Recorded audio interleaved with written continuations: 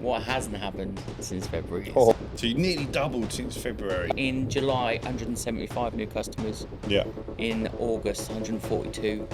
And how have you found managing first cleans and stuff? Awful. Yeah, but I hear what you're saying. But say that to also, James Sinclair, we'll go do it. I'm just going to refer back to my previous statement. You almost died from burnout. Yeah, because Should we get in this? Let's jump in.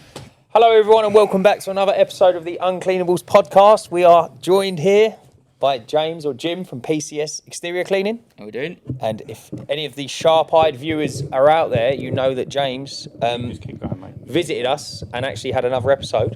But he's decided to come back on and I think James is going to be a regular he's going to catch up with us again. visitor to the pod. Just kick Dan out and put me instead. Yeah, he's going to be the third unofficial uncleanable. I'm too good looking to get rid of. You can't get rid of me that quick. So, when was it you last came down, James? I think it was February, wasn't it? February. It was a little while ago. So fill us in. What's been going on since February? What hasn't happened since February? Oh. So hang on, let's recap before we do that. Do we remember where you were in February? I'm sure you Four was vans. 3/4 vans. You were still on the tools. Yep. You was working every day doing. I was working a lot. About 360 grand. Well, no, that was the projected. Projected. So So a what- few people said to me after the pod, like, "Are you good? You're doing three." That was what capacity we could do. Right. So I reckon it was probably more like 250. 250. Okay. So fast forward to now. Where we sitting? So it's more like 400 now. Oh, So you nearly doubled since February. that's Yeah. beautiful Huge. growth. Yeah. We can go into it like in July, 175 new customers. Yeah. In August, 142. So it's still every month bringing Great it in. growth. So you've been averaging about 150 customers a month. Easy, yeah. And how have you found managing first cleans and stuff? Awful. We'll get into that in a little Yeah. bit. I think we're jumping right. Go from February and let's go. What's changed? What's the growth? So February, I had 4 blokes, 3 of which could drive, in 4 vans, and I was out as well. Yep. So basically, there was five blokes out in 4 vans, and then where do we jump from there? It just kept growing and growing. So Customers you coming in. were about 70% capacity at that point. So Yeah. you had some room for growth with where you were sitting. Yeah, so we got to capacity by June, Yeah. but you've got to cope with capacity. Yeah. So every van was full, 5 days a week. You know, there's customers phoning you at midnight on Saturday and Sunday, and if you don't turn your phone off, it's going to ring. Yeah. You know, and the missus is going mad, and you know. You've not got a virtual receptionist, have you? No, I've got the thing where they phone a mobile and it comes through to a landline number, or they phone Device, a landline number and yeah. it comes through to my Call mobile. forwarding, Yeah. But as of today, I've got a full-time office manager now. Cool. And do they call them at midnight So on a Saturday? Yeah, well, hopefully they're going to take over that side of it. Yeah. Do you not think, just touching on that point, it's counterproductive or productive to just have business hours? So customers can't call after, say, 6. So if you took it for you as a customer, so I'm a customer of yours, and your business hours stop at 6, and I phone at 7, and you don't answer.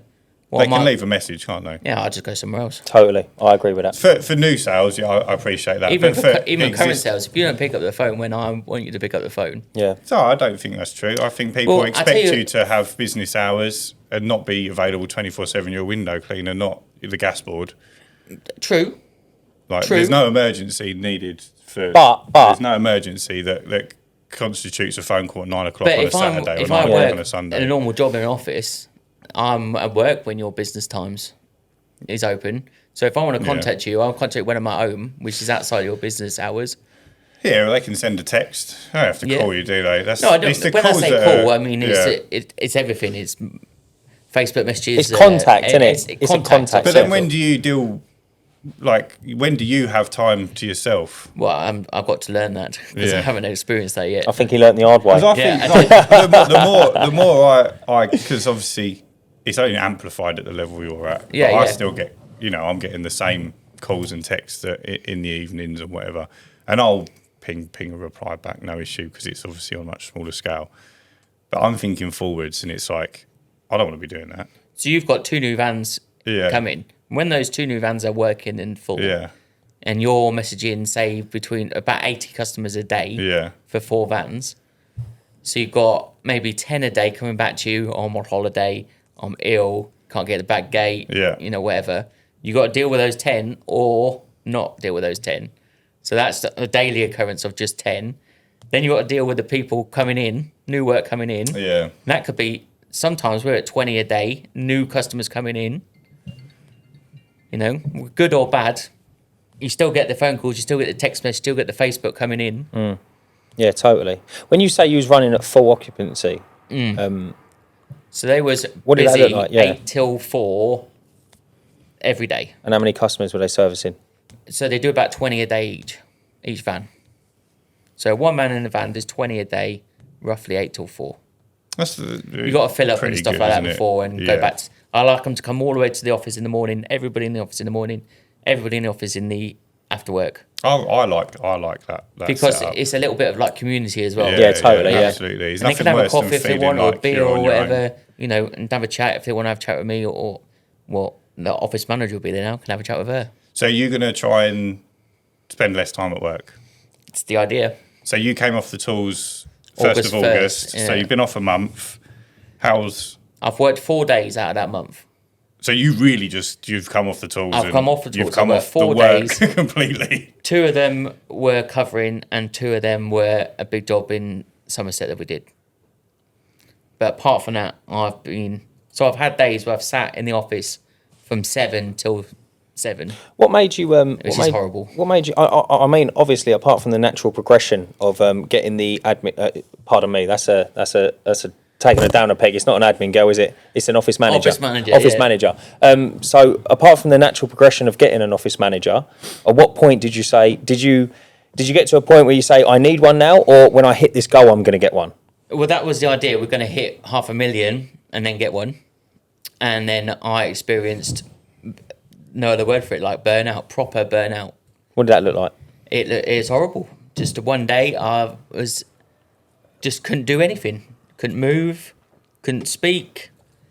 People trying to talk to me and they weren't getting, nothing was getting through. I was drinking too much, working too much. When I say working too much, people, you were working a few more hours at night time. No, I was doing like 120, 130 hours a week. It's like 16 to 20 hours of the day working. I still had those 2 hours. You were still on the tools at this point, right? Yeah, so still on the tools. Still doing all the calling and texting you have to do, still dealing with all the new work that's coming in, covering if anything needs covering. I like doing redos, but now I've had to say, no, the boys got to do the redos, because the redo, I send the boss out. That's my line. Yeah. I'm the boss, I'll come out and see you. And then, the boss has come out to see me. Feels it's a special. good thing. It does. But they haven't got that luxury anymore because I'm not coming out. So... Yeah, I think this is quite an interesting point because I think one of the biggest things, particularly for me, because I'm nearing that point, but that's sort of my next step. I guess it's very difficult to pick a time when to come off the tools because one, it's almost like you're doing a good job, so that's like one bit of the job, 20 jobs a day. You haven't got to worry about there being an issue, but also. It costs money to come off the tools, right? Because you've got to employ someone to take your spot. So, in hindsight, would you say you done that a little bit too late? Yeah. Could you pinpoint a key point where you think is a great time for you to come off the tools? Well, I think 4 vans was far too much. Probably 3 vans was too much. Two full-time vans and me not on the tools would have been probably the ideal time. Do you think there's an in-between where you would have done ad hoc work? Yeah, I thought about doing that. Or just doing the re-cleans or picking up, covering where people are off. Or just the new cleans or something like that. But even the first cleans, you would have been pretty busy. Yeah, but I'm good at selling as well. So you go out and do 3 customers. There's never 3 customers. I picked up neighbours. I'm doing a conservatory roof. I went to a street the other day and before I went off tools with no customers in my diary. And I just picked this street and do it. First 3 doors, I got 2 window cleans and a roof clean. Well, you got the gold touch, didn't you? Right, and it was like, well, what do I do now? Price says carry on, so we'll carry on. So I got more customers that day. Do you find that difficult to manage now that you're off the tools? Yeah. because I just do it. That's all you know, right? Yeah, That's what just you were do doing it. every day. That's what I pretty much did from school. I've worked hard since school. You know, I'm 37 now. It's time to slow down a little bit.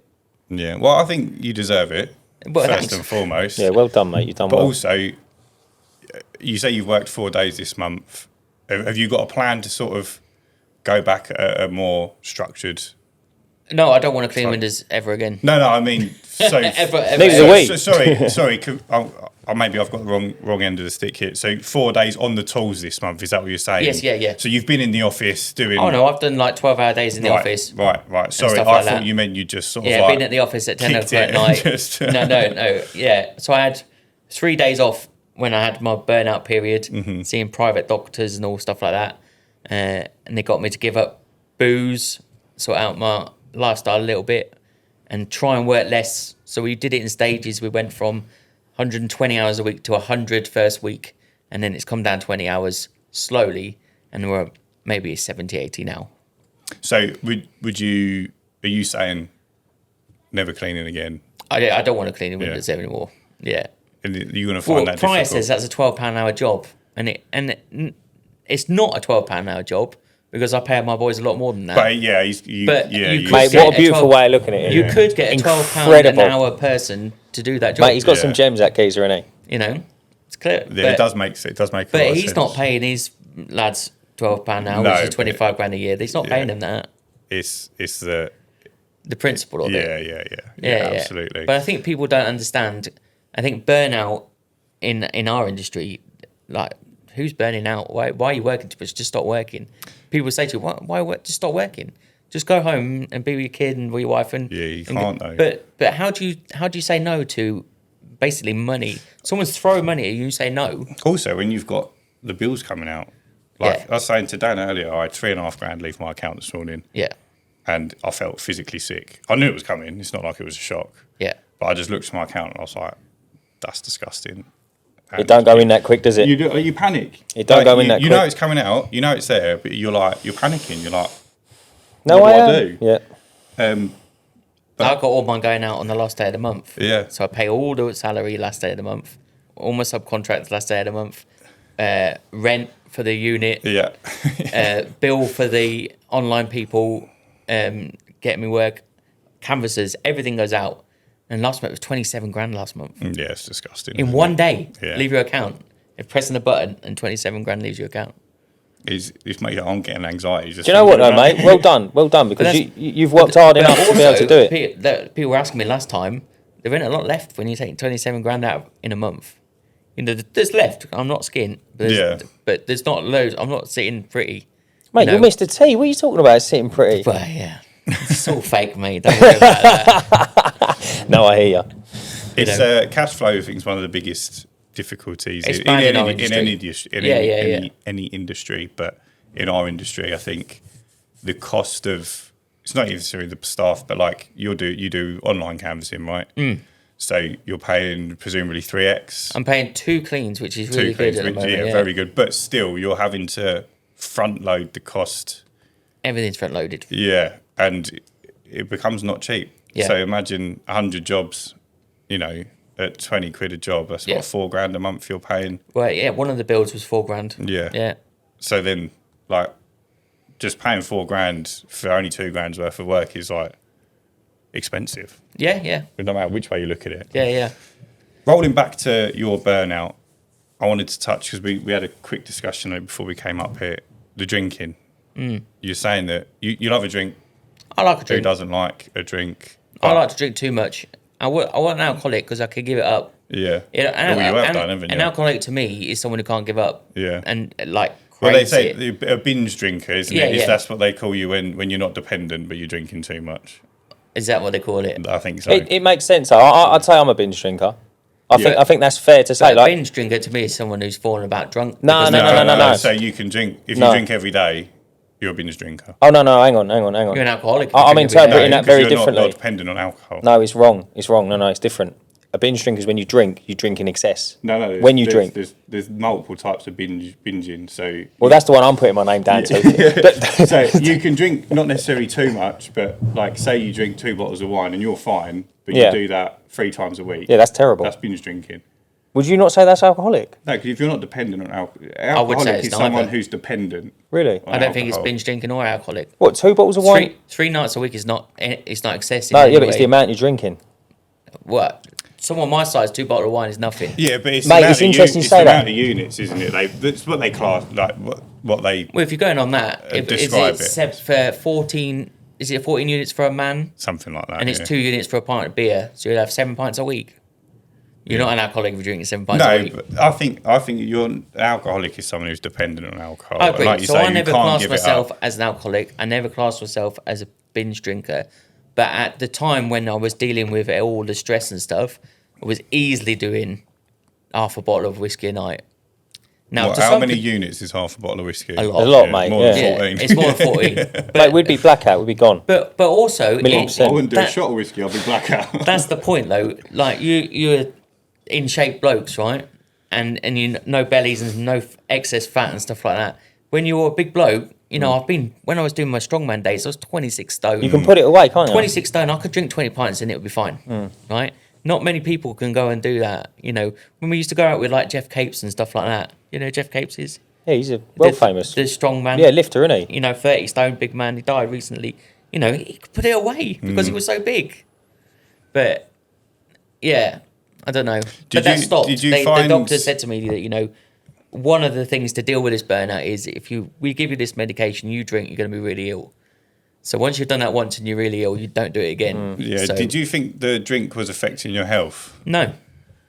Did the doctor tell you it was affecting your health? Yeah. Yeah. You felt all But I right. didn't think it was. And I didn't think it was affecting me either because, like you said downstairs, I haven't drunk anything, not a drop, since the 23rd of June. And it hasn't improved my life or made my life any different. Just a bit duller. It's just boring. Yeah. I've got to tell you a quick anecdote. I used to work for a fella. He's died now. Bless him. He was Of alcoholism. No. He drank too much. He was a He drank solicitor. too much. He was a solicitor, and I used to work for him. Lovely old boy. Really liked me. Got on really well. Really well.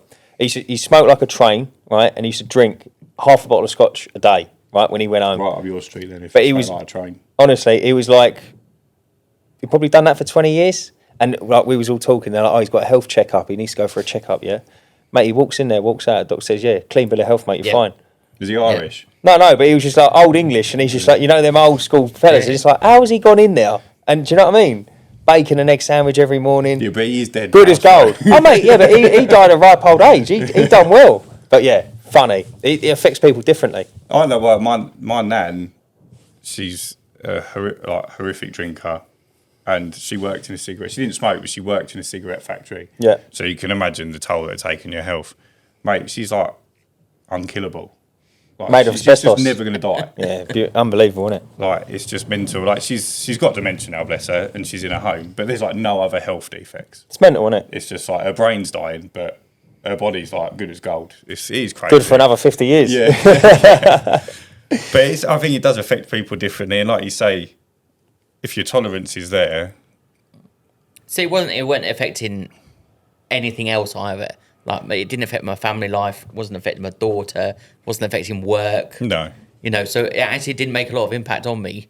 But just because of that medication, they said no. And I said, fine, I respect that. Do you feel like the alcohol played a part in your burnout? No. No.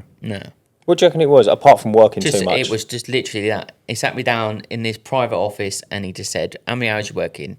And I said, like, 120. He was like, that's the problem. That is it. Yeah, I mean, it sounds like a problem regardless. Stop of doing that and the it'll health all stuff. go away. So I was getting pains in my legs and all stuff like that.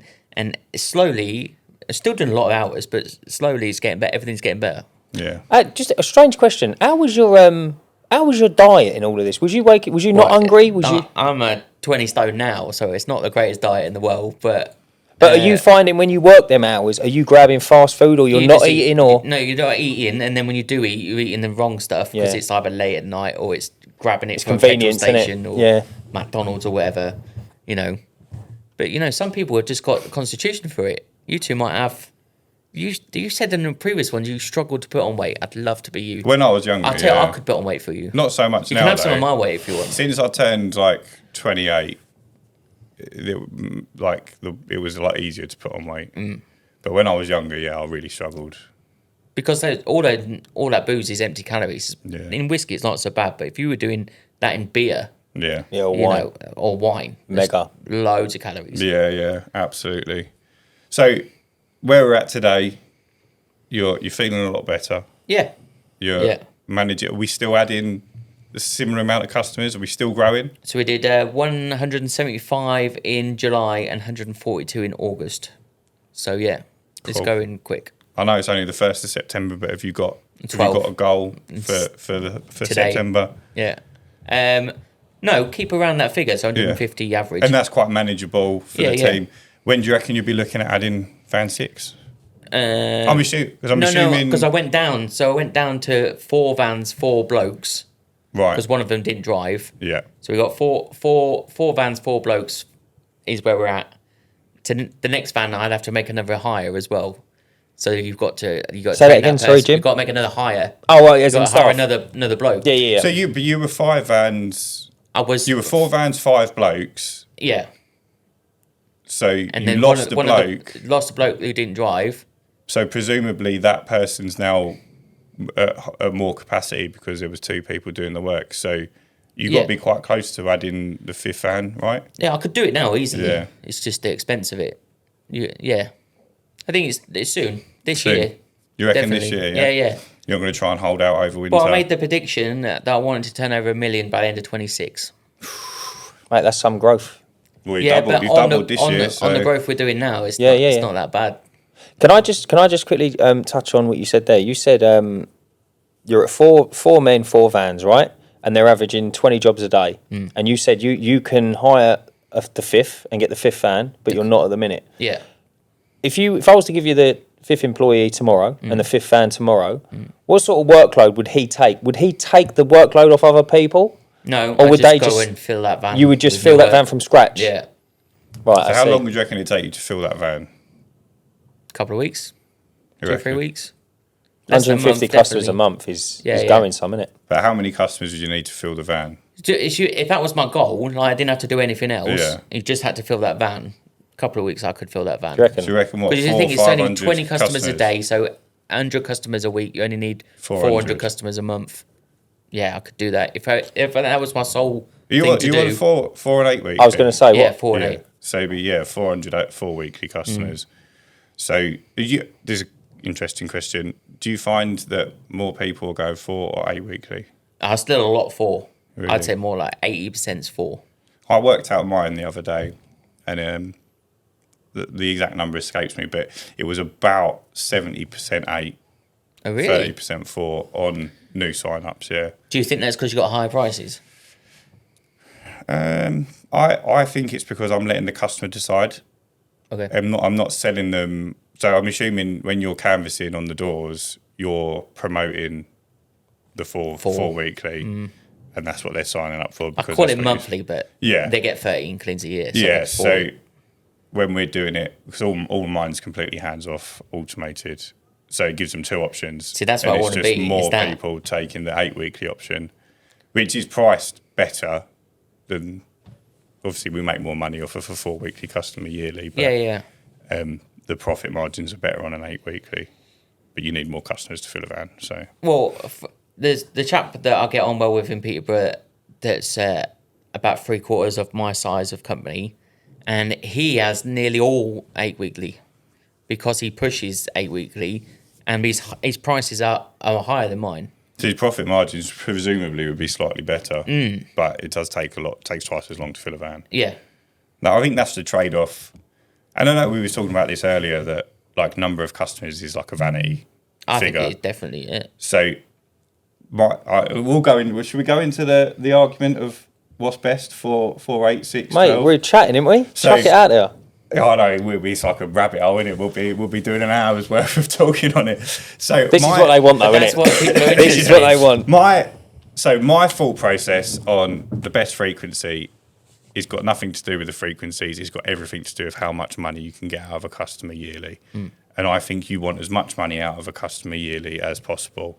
Now, with ad hoc work, obviously you could argue that ups that amount, but there's no guarantee that customer is going to have you do ad hoc work. if they want it done, they're going to have it done regardless of whether they're on 4, 8, 12. So when you say ad hoc work, you're meaning ad hoc as in they're not customers? Ad hoc as in like, extras to the customer? Soffit faces, gutters, conservatories, right? So there's an argument that people say that 8 weekly customers are more likely to have ad hoc services. That's rubbish. But I think they're going to have it done if they need it done or want it totally. done. So if their gutters are full, it doesn't matter what road they're on. Exactly. They're going to have the gutters done. So I think 4 weekly is better because you get more money out of that customer in a year. It's also better if they're going to cancel after 3 cleans, or say they're going to cancel after 3 months, they're going to have 3 cleans rather than one. Why is the 3 months thing? What's that? I get some customers that cancel. So after 3. So they'll have their 8 weekly clean. They'll have their second clean, and then like 2 weeks later they'll cancel. But it just so happens that I don't know if there's like a full process behind it. It's always the same if they cancel after. They don't cancel after the first clean. Sometimes they cancel after about 3 months. Okay. But on a 4 weekly, you've had 3 cleans out of them. Yeah. But on an 8 weekly, you've only had 2 cleans out of them. Sometimes only 1 clean, depending on if you can't fit them in for 2 weeks, they have that first clean, and then 6 weeks after that, they cancel, and they've only had 1 clean. What did Abacus do? I think they do 6, 4. Is it 4 and 8? They do 3. 6. I thought it was 6, 8, and 12. But there's only £1 difference between. So their 6 will be like 24, the 8 will be 25, and the 12 will be 26. And you think of the difference between an 8 and I suppose say 6 and 12. 6, I think they do 6, 8, and 12. You go to a 12, it's like a new clean, isn't it? I would say so, yeah. I think some 8s get horrendous. Depends on where they are. If they're less. Well, we go to some monthly ones and it's like a new clean every time I go. When you've got loads of trees around them and stuff. I don't think 12 weekly is any good, but if you're priced your 12 weekly at 12 weekly and then your 8 and 6 weekly are £1 cheaper than your 12 weekly, you're winning on 6 and 8. You are if it's £1. And then the 12 weekly is priced correctly. So I try to think my average is like 18 4 weekly. And what do I charge for an 8 weekly on that? Like 24. So if you priced everything at 24, but your 4 weekly was 23, every 4 weekly you'd be getting loads more money. Yeah. I think you priced it out of it. I think you would price yourself out of it. Yeah. I think you would. There's a lot of people that are doing that at the moment. And you see their flyers go out and it's like 20. My house on one of these companies' things, I've only got a little 3-bedroom house, right? And a conservatory. And I would clean it for about 20 quid. Some of these people are £32. I'm like, you can't charge £32 for my house. It's a lot for a 3-bed, isn't it? It's just too much. Even on any frequency, it's too much. I know what you mean. You said your average is 18 for a 4 weekly. So what's your minimum? Well, about the same. It does say 16 on my leaflets, but you'd have to have a 2-bed mid-terrace to do a £16 job. Do you take them on? But yeah. If you've got work around it, yeah. Would you walk through the house with your hose? I'd walk through the house if I had work around it. I won't. If there was that one on one street, I wouldn't do it. If I had 10 on that street, I'd do the one in the middle. See, I hate going through people's houses. I don't like going through people's houses. No, I don't like the boys going through people's houses. No, well, that's so we've stopped taking on. So our first question on our automated form now is: do you have access to the rear of the property without coming through the house? Yeah. And if they say no, it just tells them we can't give them a quote. So all your automated that you've just explained is basically what those online canvassers do for me. Yeah, effectively. So when I was saying to Dan earlier, all I get is like an address, an amount, and a telephone number. It's already qualified. Everything's done already. Yeah. All I've got to do is turn up and clean it. Whereas you're doing all that bit. It's the difference, yeah? Well, so instead of paying 2 cleans for it, your systems are doing all that for you. Yeah. So at the moment, I've just turned my big boy ads back on, so I'm spending like 180 quid a day. Woof. And I've had 8 jobs today. Well, I turned them on yesterday about 6, so between then and now. What's that on Facebook? Facebook, yeah, about 8 jobs. So Facebook only? £180 on Facebook? Yeah. That's big potatoes, isn't it? What's that? What is that? Just over is that 18. 7 days a week as well? Yeah, I'll do it for a couple of weeks, yeah. Do it for a couple of weeks. Can't even do that maths that quick. What's 100 7 times 180? I think it works out about £4,000 a month, but I couldn't fund it for that much. No, but if you did, what would that bring you in? So average, say conservatively, you've got 12.60. six jobs a 12.60 day. a week. 12.60 a week, so it's more like £5 grand. 12. Mate, am I? 7 times 180. Yeah, sorry, I was doing 160 before, but I just done a couple. 7 times 180? Yeah. 12.60. Mate, I should go on countdown. Now times that by 4. You got the maths autism, haven't you? 50, 40. Yeah, £5 grand. 5,040. But I won't have them on for the whole month. No, but if you did, I'm trying to work out what you could get. Mate, run it. Leave it on for a month. If you say conservatively, you've got 6 jobs a day, and each job's an average of, say, average is £22. So it'd be £132 worth of work coming in for 180. Yes. Or first cleans times £132 of new work coming in from 180 quid. It'd be about £4 grand's worth of first cleans. So I wouldn't be able to tell you the yearly value because some of it would be 4, some of it would be 8, but it still cost you more. But there's other factors you need to bolt onto that as well, like your automation costs, things like that. Yeah, well, it's minimal. And if you've got, what do you call it? And if I get 150 a month. Yeah, that's fine. That. It's not going to change the grand scheme of it. Don't let me forget to talk to you about AI because I've had some really cool stuff. Go on, tell us about it. Well, I went to join BNI. Right, how are we finding that? It costs about £3 grand in total, everything. So you've got your joining fee, and then you've got the meeting things you have to go to, and there's a weekly fee and a room hire, and all that lot is about £3 grand a year. And I've been 6 weeks now, and 2 of them I was not there, so someone subbed for me. So I've done 4 meetings and I got £5 grand of work. Really? And what is it? Meetings. What is it? It's like 60 people in a room, they're all business people, and they just pass work between them. You know, like the Freemasons, like if you're a Freemason, you pass work through Freemasons. If you're part of BNI, it's like that. Yeah, I was a Freemason. It's not like that. Is it? Well, I would imagine. I've never been a Freemason, so I'd imagine that you pass work between you instead of giving it to someone else. Yeah, there is a factor of that. If I'm going to talk to a customer about a utility warehouse, which is one of the people in my group, which is an energy company, then I can talk to a customer, refer them on. If they get work from it, it's like a pat on the back for me. But in total, in that room, they pass like $1 million a month of work. Listen, tell me my own business, but what sort of people are in this room? Well, I'm the poorest person in that room. But I'm assuming it's like utility warehouse businesses, right? So it's businesses that thrive on plumbers and networking, car salesmen. Yeah. So what sort of work have you got? So I picked up 2 hotels. What's that? Windows. My first artificial grass clean, which was I don't want to do that again. Why not? It was just hard work. It's like I could clean windows for the same amount of money. It's so much easier to clean windows. You didn't charge enough. Yeah, I charged 40 quid for this. I done one today. It was about 80 square meters, and patio around it. It wasn't even like a square patio. It was literally like a path around there. It was 350 quid. I was there 45 minutes. Yeah, I wasn't charging enough. Yeah. Wow. Yeah. But that's what you charge because it's covered in dog shit, bacteria. And you got to get rid of that. Well, you got to pick it up and put it somewhere. It's a specialist clean, isn't it? It's not like you're at the end of a pole. I didn't have any dog work. I would have really kicked off. Did you say you charged 40 quid? 40 quid, yeah. Yeah. It was only about the size of this rug, though. Yeah, my minimum is like 60. Wow. So, I mean, like we would charge £2 a square metre plus 20 quid surcharge. Interesting.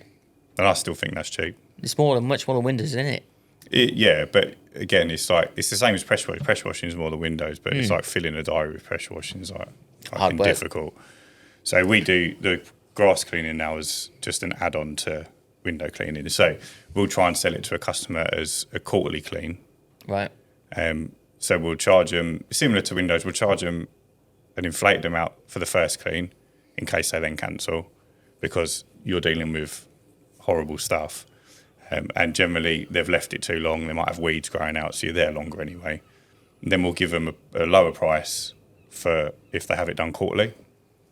And then we'll only do it if we're going to do the windows. Yeah. So it has to fit in naturally. But then it just means that you might be at that window clean an hour, but it's now 100 quid rather than 20 quid. Yep. And it Makes sense. Yeah. But like, so we've got some jobs. And Elliot does those? Yeah. It's super simple, super scalable. But we've got some jobs that'll be, like a job this size take us like 10 minutes. Yeah. That's definitely doable. Particularly if you're doing it like regularly. Yeah. And you learn like where the problem I didn't think there was are. a massive market in it. That's why I didn't want to carry it on. There's not a massive market in it. It's such a difficult sell. Out of all my however many customers, I could name 3 that have got artificial grass. So there wasn't a big market in it. You've got to have more than that. No, I couldn't even think of 3. And then I went through it and found 3. Out of a whole round. We've got customers who've like got more than that in one road. I don't know, maybe it's an Essex thing.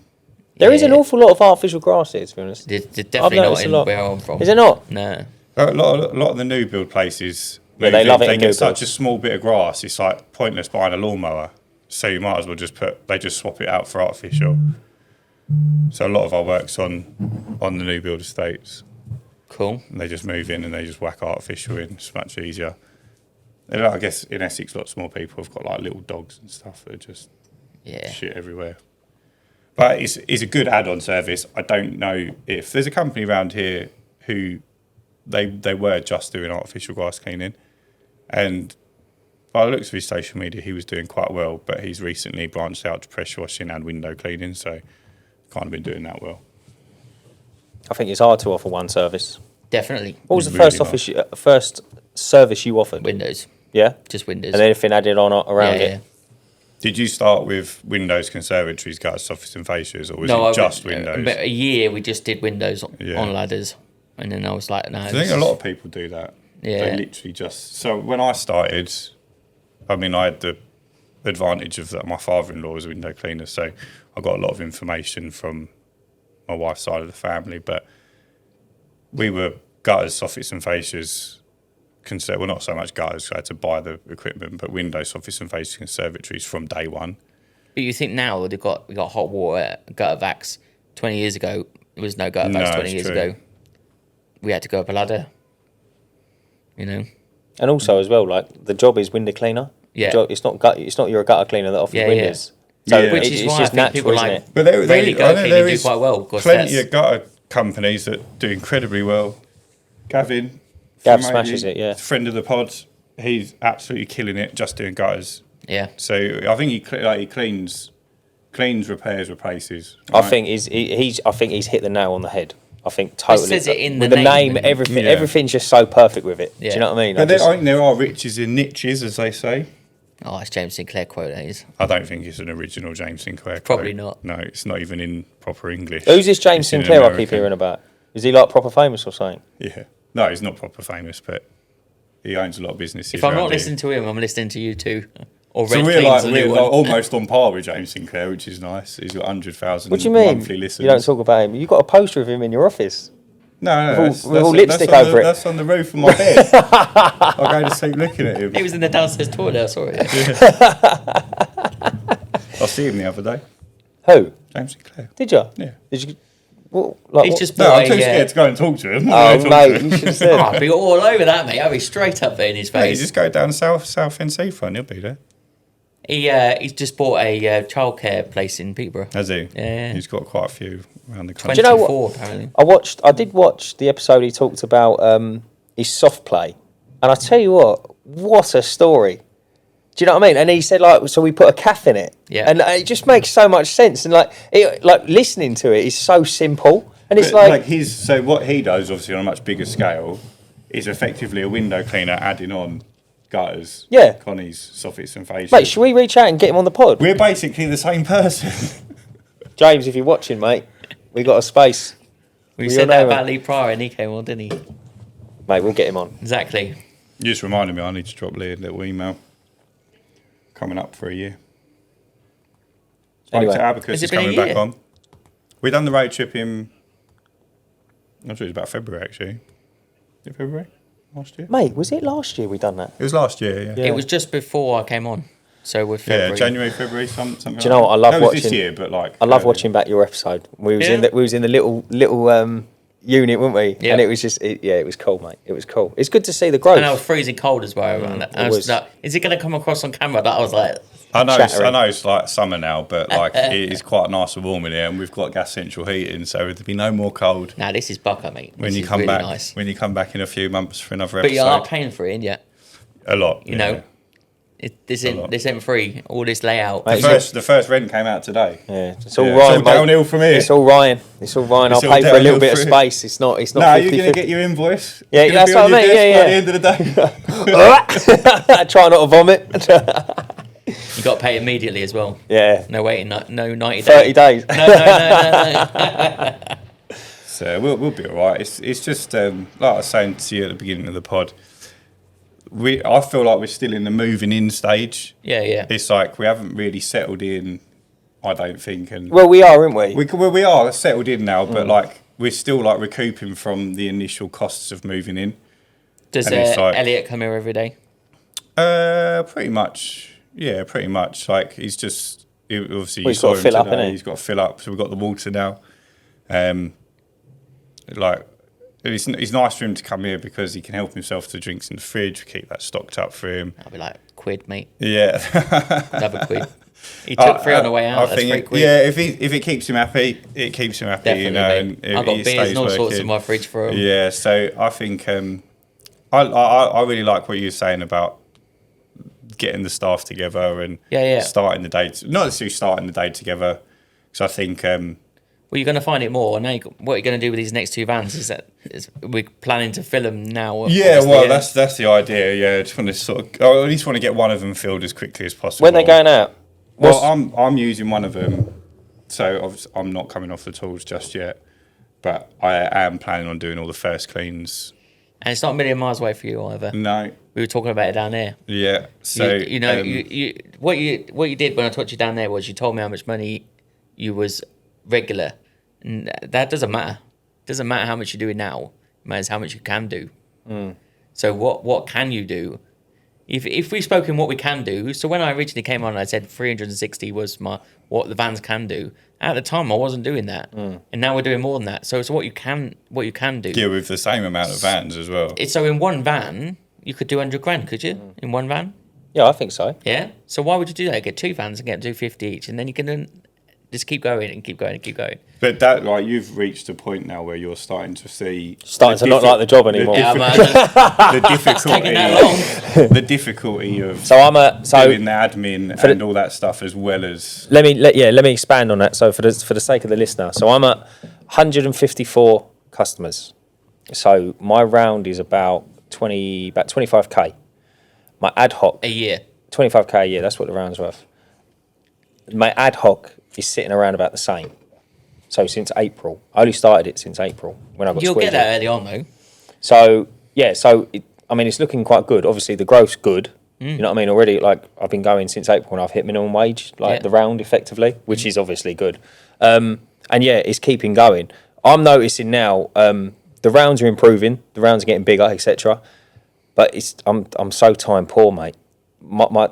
I find it now. You don't have to tell me. I know I'm singing to I'm preaching to the choir here because you boys are obviously much further down the road than me. But I'm noticing it mega, and I'm like, mate, I still ain't called that geezer, and it's been 2 days, and I'm like, mate, what's going on? Do you remember when you said, "Yeah, you're right, geez, you're right, geez"? I'm not saying that like that. I'm just saying a few months ago, when you just couldn't get your head around why I preferred to have it all automated. Yeah. And now you're seeing that, and I think I love that.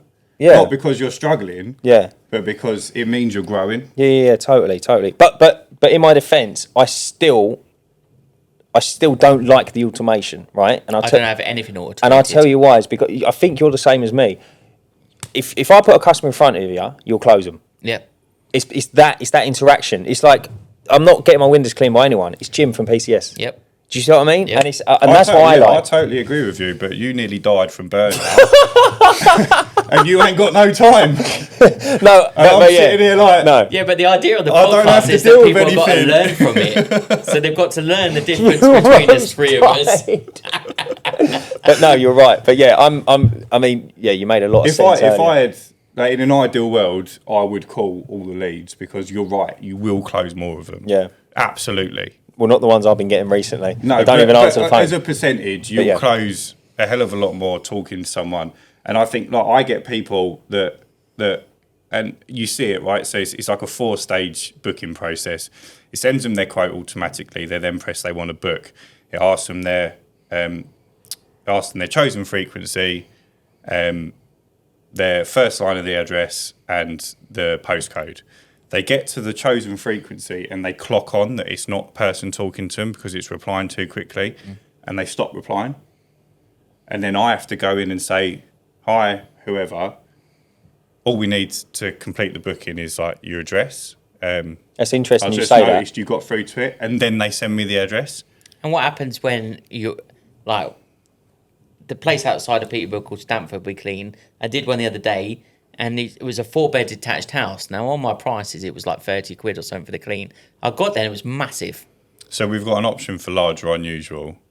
And yeah, but they're not. Are they going to say, "Oh, my house is larger than usual"? Or they're just going to say it's a 4-bedroom house. It happened not that long ago. I turned up to a 4-bed detached, exactly the same as you, and I'm not. I would describe it as Hogwarts. Yeah, it massive. was fucking huge. Yeah. It had like fucking turrets and like wizards and that. Yeah.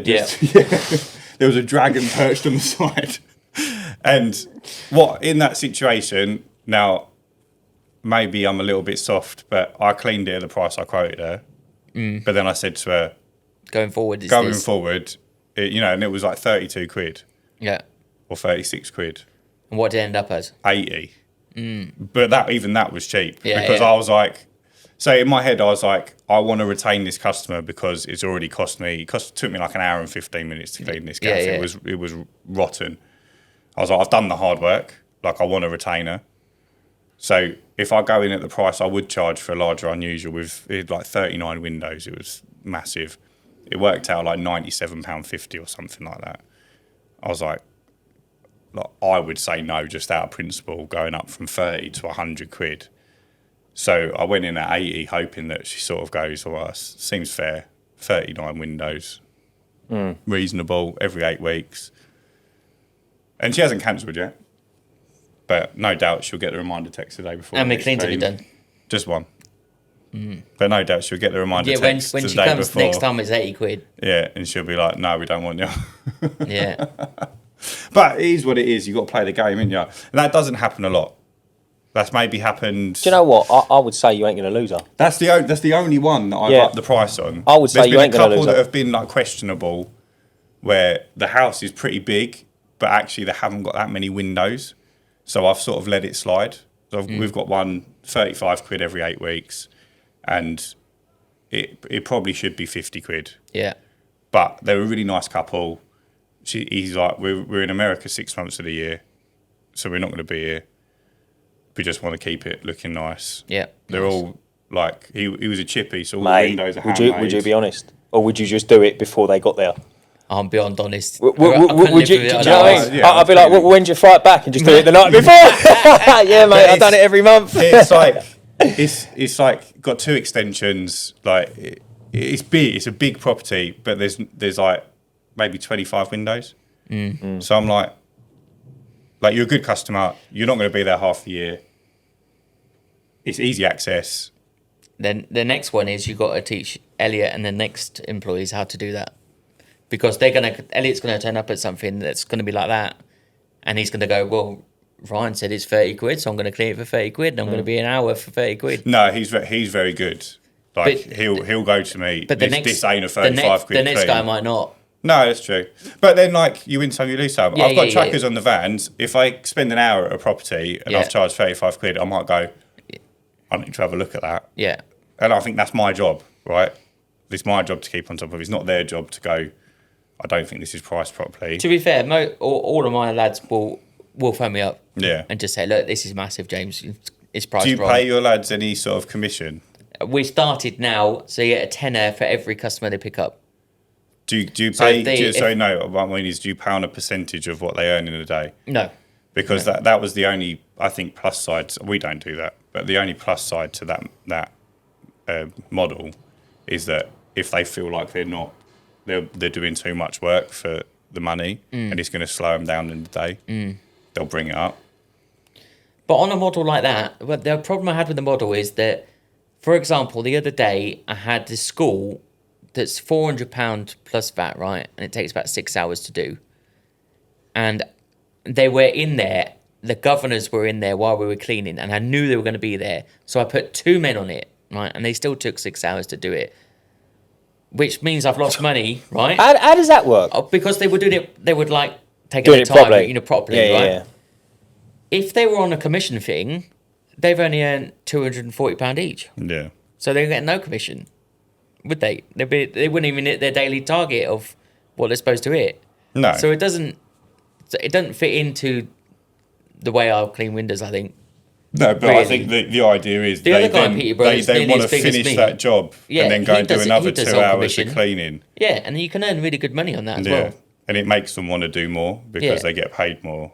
But I think giving them money for getting customers, because they're always talking to customers. Yeah. Yeah, we do. I They're do the talking same to thing. neighbours, put leaflets through, and Yeah. I know where, who's delivered that leaflet. I can Yeah. tell by where it is. We do a little bonus if Elliot does over 550 as well. A day. Yeah. Wow. So I'll give him like 20 quid on top of his wage, obviously. And a can of Coke. Not instead of And his 3 wage. cans of Coke. He wins. 3 Yeah. cans of drink. 3 cans He gets of as Diet much Tango. drink as he wants. Geez, you trying to put your arm around me? Yeah, I was trying to like tickle your Do you wanna play in my ear? Just letting you know I wanted to fuck you later. No. Wait till I've gone, please. Yeah. The What? fridge stays stocked. Don't act like you're not turned on. The fridge stays stocked. He can help himself to that. Like, I think that's a small price to pay. Yeah, for, definitely stuffing. He'll come fill up his water and come get a couple of energy drinks for tomorrow. Mate, I think that's a great environment. Couple Yeah. of drinks ain't gonna break the bank, is it? He's He's thinking a over bit the from moon. his perspective. He's got a nice place to come to. Yeah. He can work hard. He can earn decent money. Yeah. His boss is not an idiot. Well, As far as I know. Yeah. Just look like one. Wow. I wasn't going to go that far. what's in your how many customers? Well, how many houses do you service? How many customers have you got now, Jim? So I lost a lot. I lost about 250 in 1 month because I put all the prices where I wanted the prices to be. Yep. So we was going to houses, and my theory was, if you go into a house and you think it's undercharged, it is. So Okay, it needs to go up. So I put all the prices from everything that was under to what it was, and some of them were going up like 10 quid. Yeah. And obviously they're going to cancel. We're going up 10 quid a month. But I'd rather them do decent price work Yeah. than not. So we're still at about that 1,200, 1,250 mark because I was up to like 1,500 and not making any much more money. Did you say you found that you're actually earning the same money with 250 less customers? Yeah. That's brilliant. Yeah. What, and then you're adding all the time. But people, with that 175 new, I reckon you probably lost about 30 that Do you month. track your anyway. churn rate Yeah. It's about 30%. a year? Ish, yeah. Yeah, I think that's pretty standard. Yeah. Mine's about 33%. Yeah, I think that's average, isn't it? Mate, you lose a third of your customers. Yeah, I think it's pretty standard for, Yeah, but what, you for put 'em back growth in? mode. 3% a month, it works putting out, 150 doesn't it? customers a month back in. It's interesting, isn't it? And out of that 33%, both of you lads, I mean, is that after the 3rd month or the first clean or the 8th clean? So Roughly, would it's you I say? don't difficult to really track. track it, to be It's fair. hard. It's hard to track because, like, there's no way to sort of. It's interesting because where I'm on a small scale, I mean, I'm noticing things now, but I've got a couple of cancellations. But I mean, Yours will probably be very similar. yeah, no, that's what I'm saying. No, but it's like, when you hit a number, then you'll see it. Yeah. When you start doing like near that limit, you'll see it. it's Because funny. I yeah. looked back at because now Squeegee does the churn rate, it's giving you historic data. And I don't know if it's 100% accurate, but I was looking back at like last year where I wasn't doing any marketing really. We was just like adding naturally and what we were losing, and it was still about 27%. Oh, really? Yeah, for the year. And is that when you turn turn them into inactive? That I don't know how. So I don't turn them into inactive. I just deactivate the job on Squeegee, and I'm pretty sure it tracks it that way. Right, okay. I think it just goes on customers with active job or customers without active job. That makes sense then. Yeah, super on it, both of you, innit? I have no idea with paperwork and stuff like that. No, I'm not a paperwork geezer at all. But Do you know what you've got to be, I think. The girl that's come in to do the admin stuff, her first month, she's not actually contacted any customers. She's got to put all of the customers' numbers and email addresses onto Cleaner Planner. You don't even have their numbers in it. Where do you keep their numbers and emails? On my phone. That's why I was working too much, because everything ran from my phone. So I was charging my phone four times a day. Mate, hang on a minute. Whoa. When you're sending out your reminder texts, you was doing that one by one? Every night.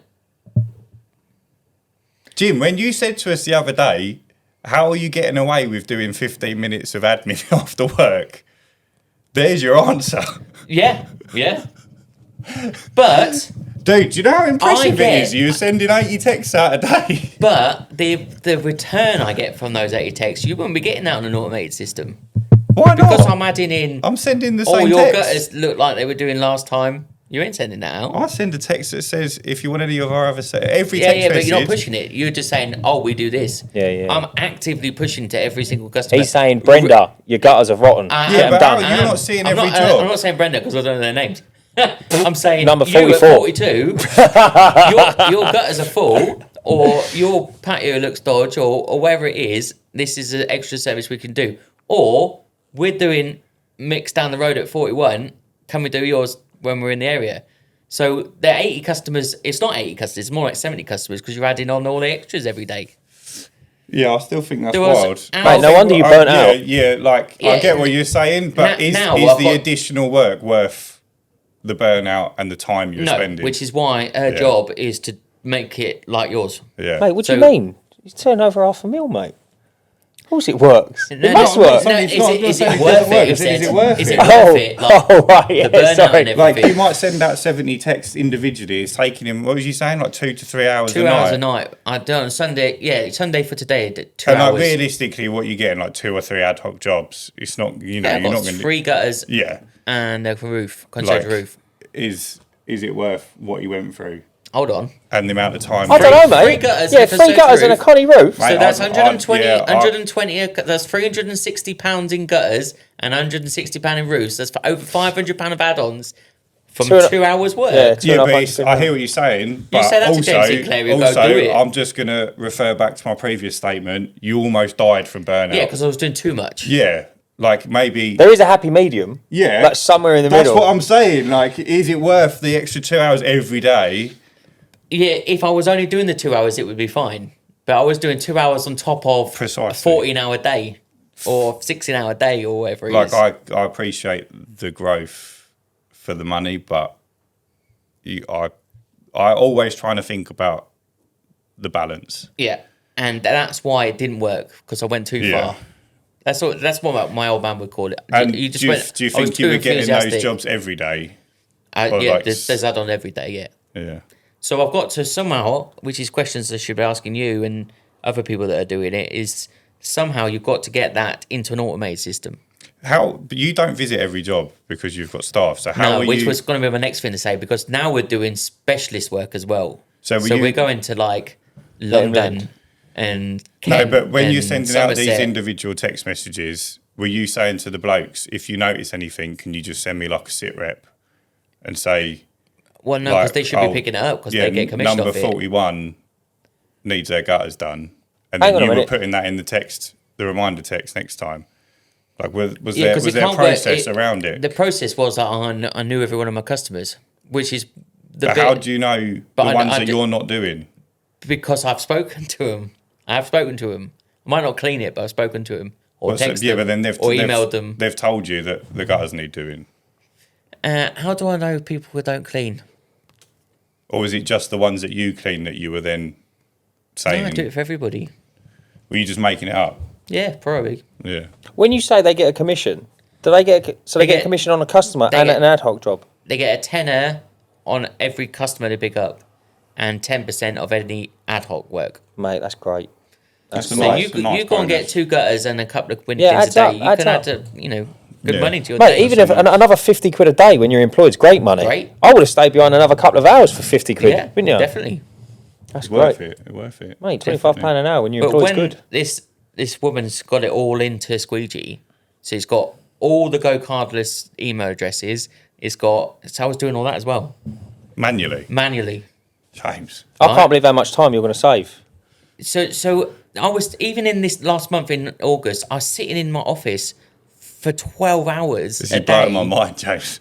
Right? But because I'm not computer savvy, right? I tell you, a customer phoned me this morning and said, a new customer. I need my gutters cleaned. One of your lads put a leaflet through this morning, and he said, I phoned you up because your website is not working on the QR code. And I was like, right, that's like speaking French to me, right? So I phoned up a computer man, said, what do I do about this? And they sorted it out. But if that customer and a new customer had told me that, I haven't got that expertise. It's not in my repertoire to automate Facebook and all that lot. It's not something I do. I don't do it.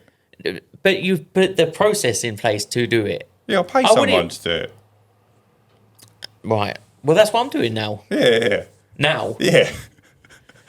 But on a bigger scale. But like, dude, 80 customers a day manually is wild.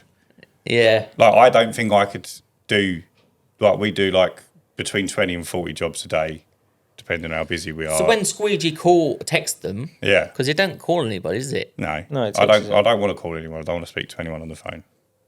I'd much rather speak to someone. Yeah. On the phone. He, that's his favouritism, though. So that's just how he is. Right, you can almost smell the money coming off him when you talk to him on the phone. Yeah, I know. I'm not. I can tell if you're posh, if you're not. I can tell everything on the phone call. Yeah, I'm not interested in talking to people on the phone. I tell you a little anecdote, right? You call them anecdotes. I got that from you.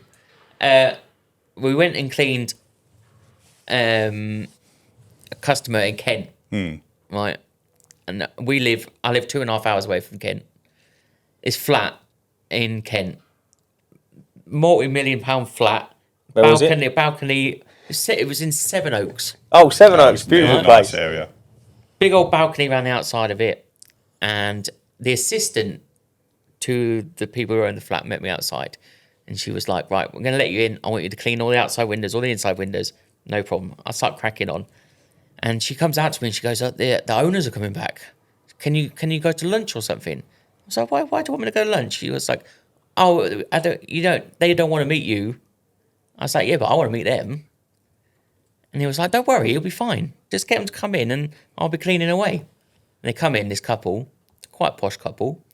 And she was really nervous sitting there on the couch. She was fretting on the couch. Don't worry, it's going to be fine. And I was like, how you doing? All right. Chatting away. And he goes, our last winter clean was rubbish. Did you do that bit? Yeah, I did that bit for you. Did that bit for you. And that. She goes, I said, what do you do for a living?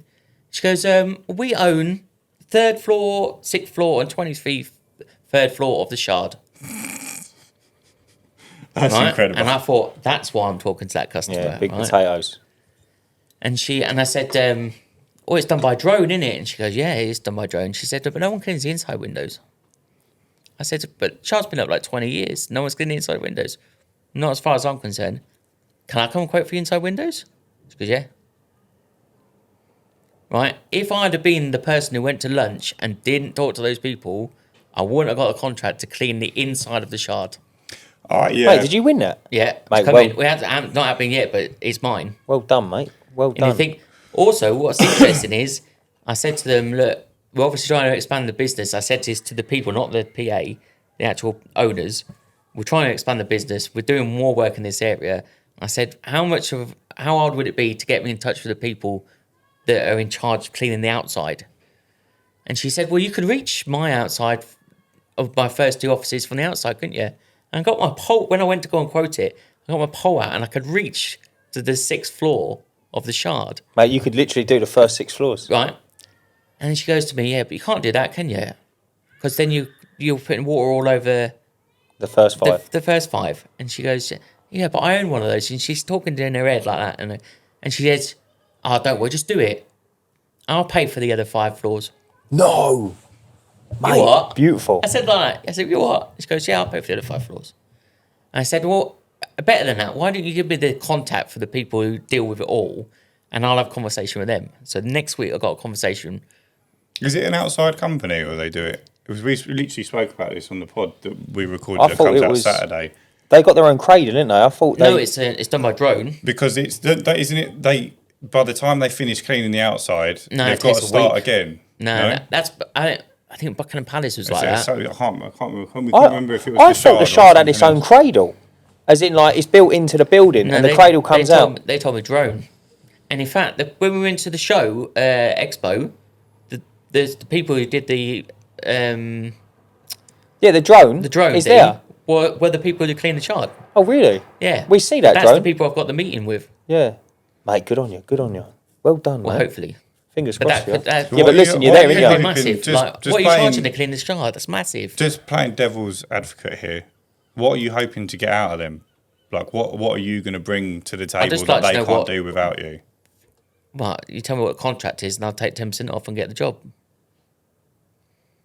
So you're going to undercut them? Well, if I said to you, can you handle doing a week a month in London for 200 grand? Are you going to say no? No, I appreciate that, but Ain't gonna be 200 grand, is it? why Well, would they tell you?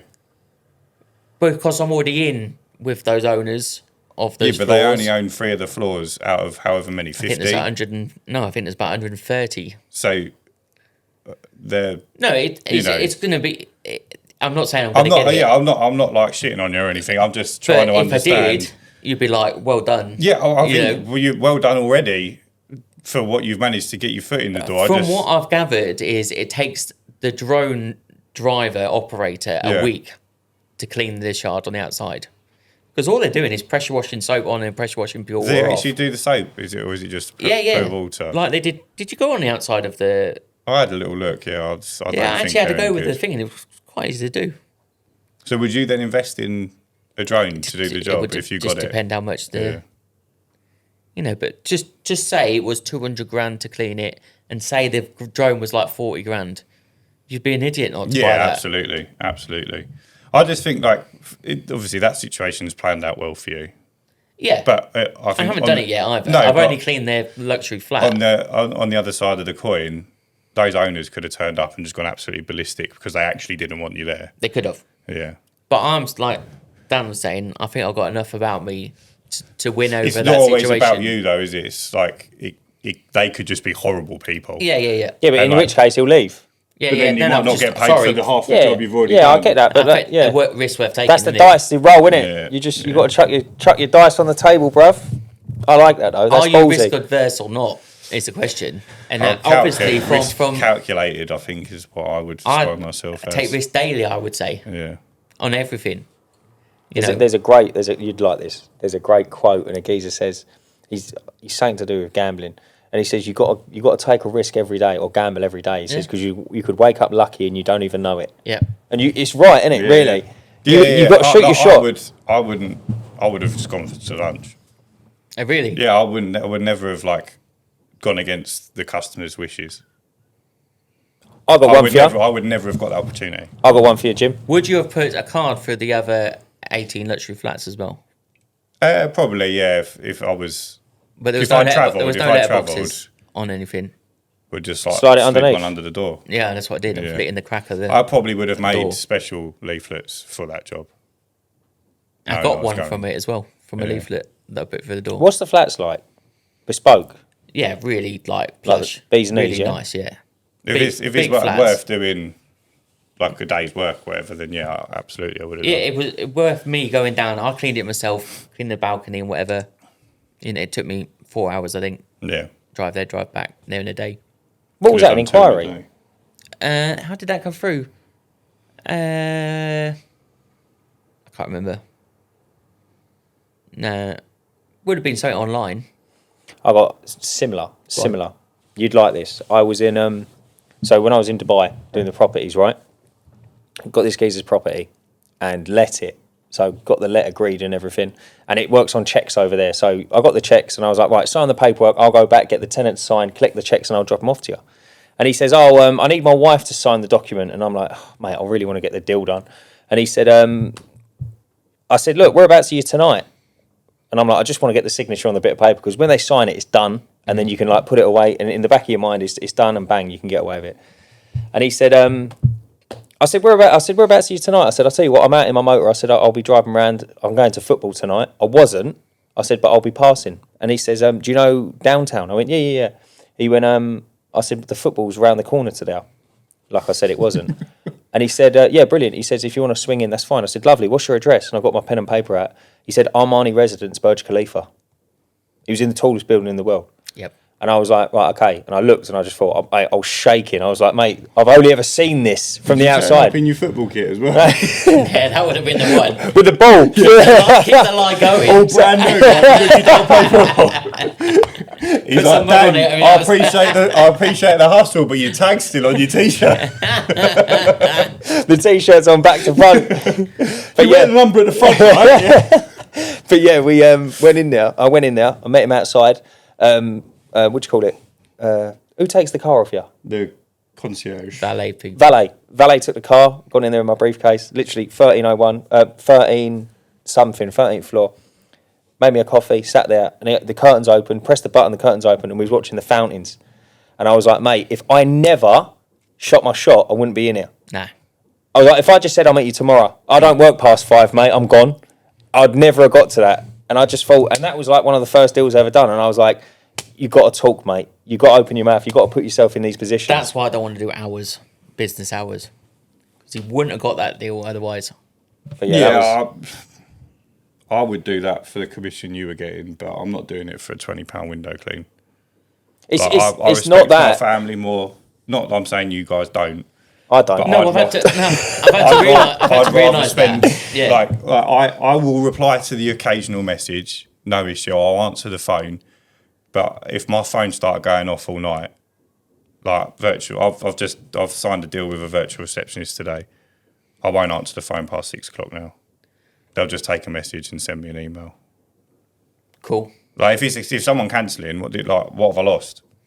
Like, I wanted to talk to you about that because I was listening to something on the way up, and you said, Elliot, you had 10 jobs in for Elliot to do, and then you picked up gutters and fascias, and he was new, so he wasn't sure if he could do the gutters and fascias. So you put the gutters and fascias on another day, and then 3 cancelled out of your 10 for his day, and it only a £240 day.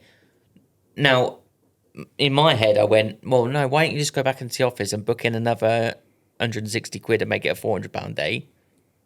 Well, we don't have enough work to do that. Okay. Well, we didn't at the time. But you do now. So this last week I've rejigged everything. So we've split all of our towns into multiple rounds. So we've got town A, town B, town C, all the same town, like round A, round B, round C. So all of the work on A is being done on the same day. So you're never driving for more than 30 seconds to a minute between jobs. All of B's done on a different day. So for the next couple of months, we'll probably be doing some below average price days. Yeah. But in the long run, we might be able to squeeze 600 quid out of a day quite easily because all the work. So what happens when they cancel and say, I don't want it done today? Well, we're going to start booking 550, 600, 650 on a day. So it doesn't matter. So it won't matter. We're expecting cancellations and skips, but also we're only giving people like 2 chances. Okay. So, like, you fuck around, you find out basically like that we're not going to turn up again. Okay. Because we have to know what we're earning. The example of me yesterday. I booked in. It was 80 jobs yesterday, and 70 were fine. 10 were either on holiday, didn't want it done, messing me about, whatever. I found 10 more jobs to put in there to make that 80 day, or else some of the workers are doing more work than other workers. We're not getting the average per person. Do you know what I do? Not that I didn't like it, I just didn't understand that you could have one van doing like £400 and one van doing £240, but they could have been getting paid the same amount of money. So, like, I think we had this discussion a couple of days ago. When you've got 1,200 customers, I think that's a lot easier to do because you're probably in that area every week, if not multiple times a week. Yes. Yeah. The way that I've redone my rounds now, we're in each round, so A, B, C, twice every 8 weeks. And what you were showing me earlier about areas, like how far's your house to Chelmsford? Half hour.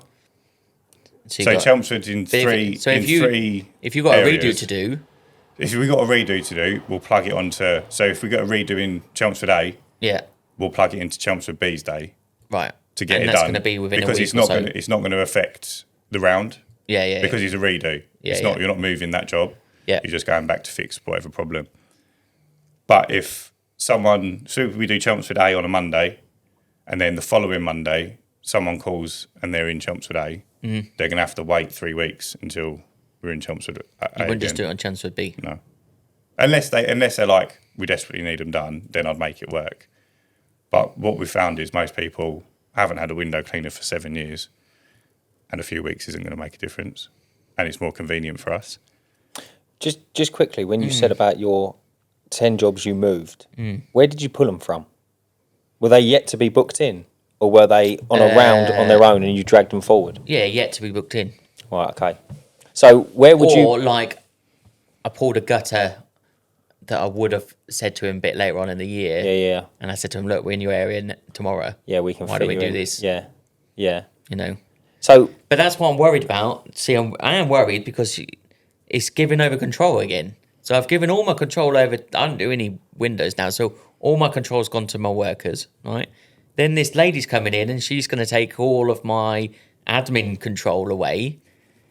And if she puts it onto, I know you're Squeegee and I'm Cleaner Planner. She puts it all into Cleaner Planner, and Cleaner Planner are making those 80 text messages a day. How does it deal with 10 people cancelling? Because they text, Yeah, but I'm not there to say, oh, those 10 people are not having it done, you've got to replace it. You need to switch over to Squeegee where it texts to Squeegee. Just run that by me again. So on Squeegee, you get two-way messaging. I don't know if Cleaner Planner does it. I don't think they do. You send this text out from Squeegee. They can then reply to that text, and it comes back through to Squeegee as a notification. Okay. So then the admin person can deal with... Or as a text message. Well, that's... No, I've done it now, so it's a text message. Comes to you. Yeah, it comes to that's actual... no good for James in his position. So, sorry, when you... Well, go to the office phone, wouldn't it? So you text the person, phone, and they can reply to you. I'll show you. But then is your admin person's not going to want to work unpaid in the evenings? No. So you just have to set processes, I guess. You send the text out. On the text you put, hi, your clean's due tomorrow. Please leave the gate open. We also offer these services if you want to add anything on. Please let us know by 6 o'clock if you have any issues or you want to add something on. And then if they let you know after 6, it's not going to get done tomorrow. But if they do want to add something on, you say, no worries, we'll book it in for another day. Or if they're cancelling, you just pick it up in the morning. So when you do go in the morning and 10 have said no, you just delete them off. Yeah, but you could be £200 down. You could be. But they was always going to cancel. They was always going to cancel. So what would you have done if you found out? I get what Ryan's saying. If you would have found out at 7:30 that evening, I know you can scramble and try and fill up the day. But then is your customer going to appreciate you ringing up, going, mate, your gutters need emptying, I can do it tomorrow? You'll be like, mate, I'm having me dinner. They didn't care. That's fair. I think those 10, they didn't care. You're better off trying to make. So if you're going for efficiency, all your jobs are much closer together anyway. You've got 650 on for the day. You're expecting some of them to cancel. That might come down to 550.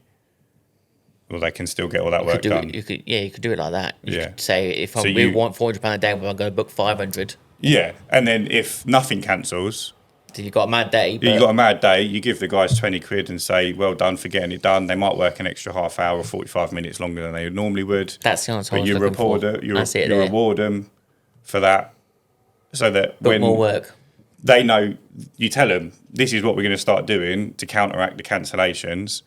Like, we always get cancellations, but I had a day not that long ago. I had like 19 jobs booked in and 10 cancelled. It was like, I was with you. You didn't send out the text. No, that was another day. Oh, was that another day? The day when I had, it was wild. Like, it was cancellation. Bad Monday that was, wasn't it? That was a bad Monday. Yeah, it weren't great. But to counteract that, we get rid of them if they've been cancelling lots, because, like, we don't need that stress. No. Like, I don't, like, if you're not a good customer, why should I be a good window cleaner? It's not fair. Oof, facts. It's right though, isn't it? We burn them. And eventually, obviously, you've got to go through some shit, but eventually you end up with minimal cancellations. This is what people are watching this for. Yeah, so now. We had a customer who I clean their property. So the two blokes, they're twins. They're pensioners, so they're older, so they're always at home. So they're both in Benfleet, one this side, one that side. Generally, done them both on the same day. both of them were like, oh, can you come before this time or after that time? And when I was on my own, it wasn't really an issue. Yeah. Not a problem. Took Elliot on, we got a bit busier. I had to start saying to him, we can't guarantee times, but if you want us there before 11:30, that's not really an issue. Like, you should be there before 11:30, not a problem. Anyway, last time comes around, she texted and said, if you're not going to be here before 11:30, oh no, it was on the day. So she hadn't texted me saying anything. It got to like 11:30. She was like, we've gone out now. You weren't here at the agreed before 11:30. So I texted her back and I said, we hadn't agreed anything. You'd asked me last time if we'd be there before 11:30, which last time we were. But this time we weren't. But if you'd text me yesterday, I would have told you we weren't going to be there before 11:30 and you wouldn't have had any nasty surprises. And I just said, this isn't going to work for us. So before we fall out, I'm going to tell you we're not going to clean your windows anymore. All the best. No worries. She comes back, okay, thanks. Now I've just had a text from today from the brother and his wife. We're looking after our own windows now. Please cancel us. But it is what it is. I just worried there's going to be some But changeover thing. But you know, be mad, innit? You know, with staff, how can you guarantee like one job's there before? You can't just have them go to that job. No, the only guarantee we do now is if they have a problem, I say we'll do it first job. So I know they're going to be there. That's the only way you can guarantee. The only set that I can do it. But how do you do that if that job's in the middle of the round? Then it's just awkward. You're going left for half the day, then you're doubling back and because going back we're there all the time. work. It doesn't matter so much. So like in Peterborough, like a big round is Orton. There's a van in Orton every day of the week, all year, all month. There's always someone in Orton because it's a big round. But you start going... Mate, that's incredible you've got that much work there. Yeah. I don't even know the area, but that's incredible. Yeah, yeah. Well, it's like your Chelmsford is... So Orton, for me, is probably half my round. Is it really? And Orton's where I live. I remember from before, you really dialed in on it. This is a question, lads, for you two. The way you said that is you said if they're in the middle, you'll spend half your day on the left and then double back on the right, yeah? It might sound weird. I work north to south. So I'll work from the furthest, or east to west, depending on however it works. But I'll work from the furthest house on the round back. I always used to do that. But Elliot made me realise, like, why are you doing that? Yeah, you want to get to the first job as quickly as possible. There doesn't seem to be any logic to that. It's logical for you because you're finishing closer to home. Yeah, and then I've only got a short journey home. But when you add staff in, you're sending them 40 minutes to the furthest job away. They're not earning any money. See, that's different. They've driven past all the other But that's different because I'd be on site at 8.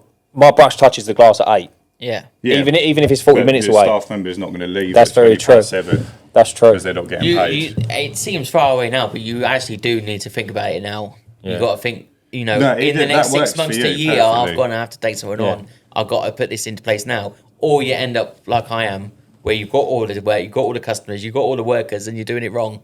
But that's it's not wrong. It's just different. It's just something to be aware of. Yeah. It is you don't need to change anything. It's right. It is wrong. It did nearly kill me. It is taking up too much of my time. It is affecting my family life now. There has to be something to do about it. I have to sort it out now. So, we listen to this. I listen to Red Clean and all the other ones, and you've got to pick up those little gems, like I said, little bits of information. And the people that are doing it well, like Pryor. Why do you think all of his customers are on Go Cardless? There's a reason why he's doing that. So my aim should be that most of our customers should be on Go Cardless. Do you take cash anymore? At the moment we do, yeah. But it's only because I've known Elliot like 10 years. Yeah. But I won't. Once the next staff member comes in, I had this conversation the other day about it all costs you money. A customer said to me, I'm going to pay on backs. That's free. I said, it's not free. Because my lady in the office now has got to tick you off a list. See, if you've got squeegee, it does it automatically. Well, my cleaner planner must do that too, I'm sure. No, I haven't got bank reconciliation. There's a squeegee only feature. Was that English, case? Just speaking to Chinese for a second. We were talking about it in the Discord yesterday, and Abacus was saying that's the one feature that he wished Cleaner Planner had because it takes up so much time. So what is it? Bank reconciliation. So you link squeegee to your business bank account, And then in your case, you'd probably do it daily, but you'd just go, you'd reconcile it daily, and then you only have to link it to the customer once, and then it knows. But you wouldn't need that if everybody was go cardless, yeah? No, if everyone was go cardless, it would be redundant. That's what I'm aiming for, though. But you're never going to get 100% go cardless. Well, it's pricey. It was like 97% or something. Yeah, but 97% of 12,000 customers, it still leaves you 1,000 odd customers, not 1,000, but a few hundred customers to bank reconcile, which is a lot. Yeah. It's more than what I've got on the bank at the moment, and I do it every other day. James Sinclair says that you've got to surround yourself by the people you want to be. Yeah. You're the sum of the 5 people you spend the most time with, all that rubbish, right? It's true, though. Yeah, it's actually true, right? And now I'm spending more time with these B&I people, and they're millionaires, and they've experienced business people. So I went to see this guy about AI, which is interesting, because he said to me, give me your phone. He said, put your name, phone number, and website into this app. And then the app texted me and said, PCS window clean, exterior clean, would like to have a conversation with you. Would you like them to call you? I texted back, yes. A robot called me and knew everything about my business. It's good, isn't it? Everything. I think I tried to catch it out. I was like, so what biocide do you put on my roof if you're cleaning my roof? And they told me. No way. And I was like, that must be in my website somewhere that I've written down what biocide I use for it to tell me that. Yeah, totally. And I couldn't catch it out. And then obviously he deals with stuff like that, so he managed to catch it out on something. But if you put processes in like that, it's like what you were saying, it's just less time on the business, isn't it? I think Ben Potter has implemented He's doing stuff. AI for customers to call up and ask questions. Yeah. It's a big process to put the change in place. I think it's good. I don't think it'll ever be customer facing. I think they can dress it up as much as they want. I think it'll be customer facing within the year. No, it is customer facing now, but I don't think it'll ever win. I just can't see it winning. Because it's behind the scenes, it makes sense. Like all the office intern jobs are all going because obviously you'd be surprised at what about doing our job? It's already being used. You don't think in 20 years' time there could be drones going and cleaning people's windows? No, I don't think so. Not as bad as I do it. Why not? Because where would it get the water from? I'm sure AI can work that out. Yeah, it's. I'll tell you what though, it's clever AI. It's unbelievably when he cleaned the outside clever. of the expo, I was like, this is a future. I think residentially, right, you're going to have access to water, so you're either going to have to still drive a van there. So even if it became the norm to use a drone, it's still going to take you longer to send the drone up, connect it all up, clean all the windows, fly it around the house, than it would to just do water-fed pole. You're not improving the service. With commercial, I get it completely because you can clean the shard from the ground. Yeah. Makes perfect sense. But residentially, it doesn't solve a problem. Do you not think? What problem does it solve? Hey, well, I think you're looking we're too looking small. at it without knowing the technology. If they could find a water source that maybe it carried with them or something Mate, like that. totally, yeah, just a little 5 litre drum. But it's how much water do you use on a house, bro? Yeah, no, but we're not talking about me. Even if it could hold We're not talking enough about water to clean a residential house, what problem is it solving? Because it's not going to be quicker. You're still going to have to go to the job. Mate, you can send a drone out at 2 o'clock in the morning when everyone's in bed. It will just quickly jet the windows and go. But it's not going to do as good of a job. I don't think that's what I'm saying. But I don't think it's going to replace us. It's not going to improve quality. It's not going to improve efficiency, and it's not going to improve time. But what could it improve?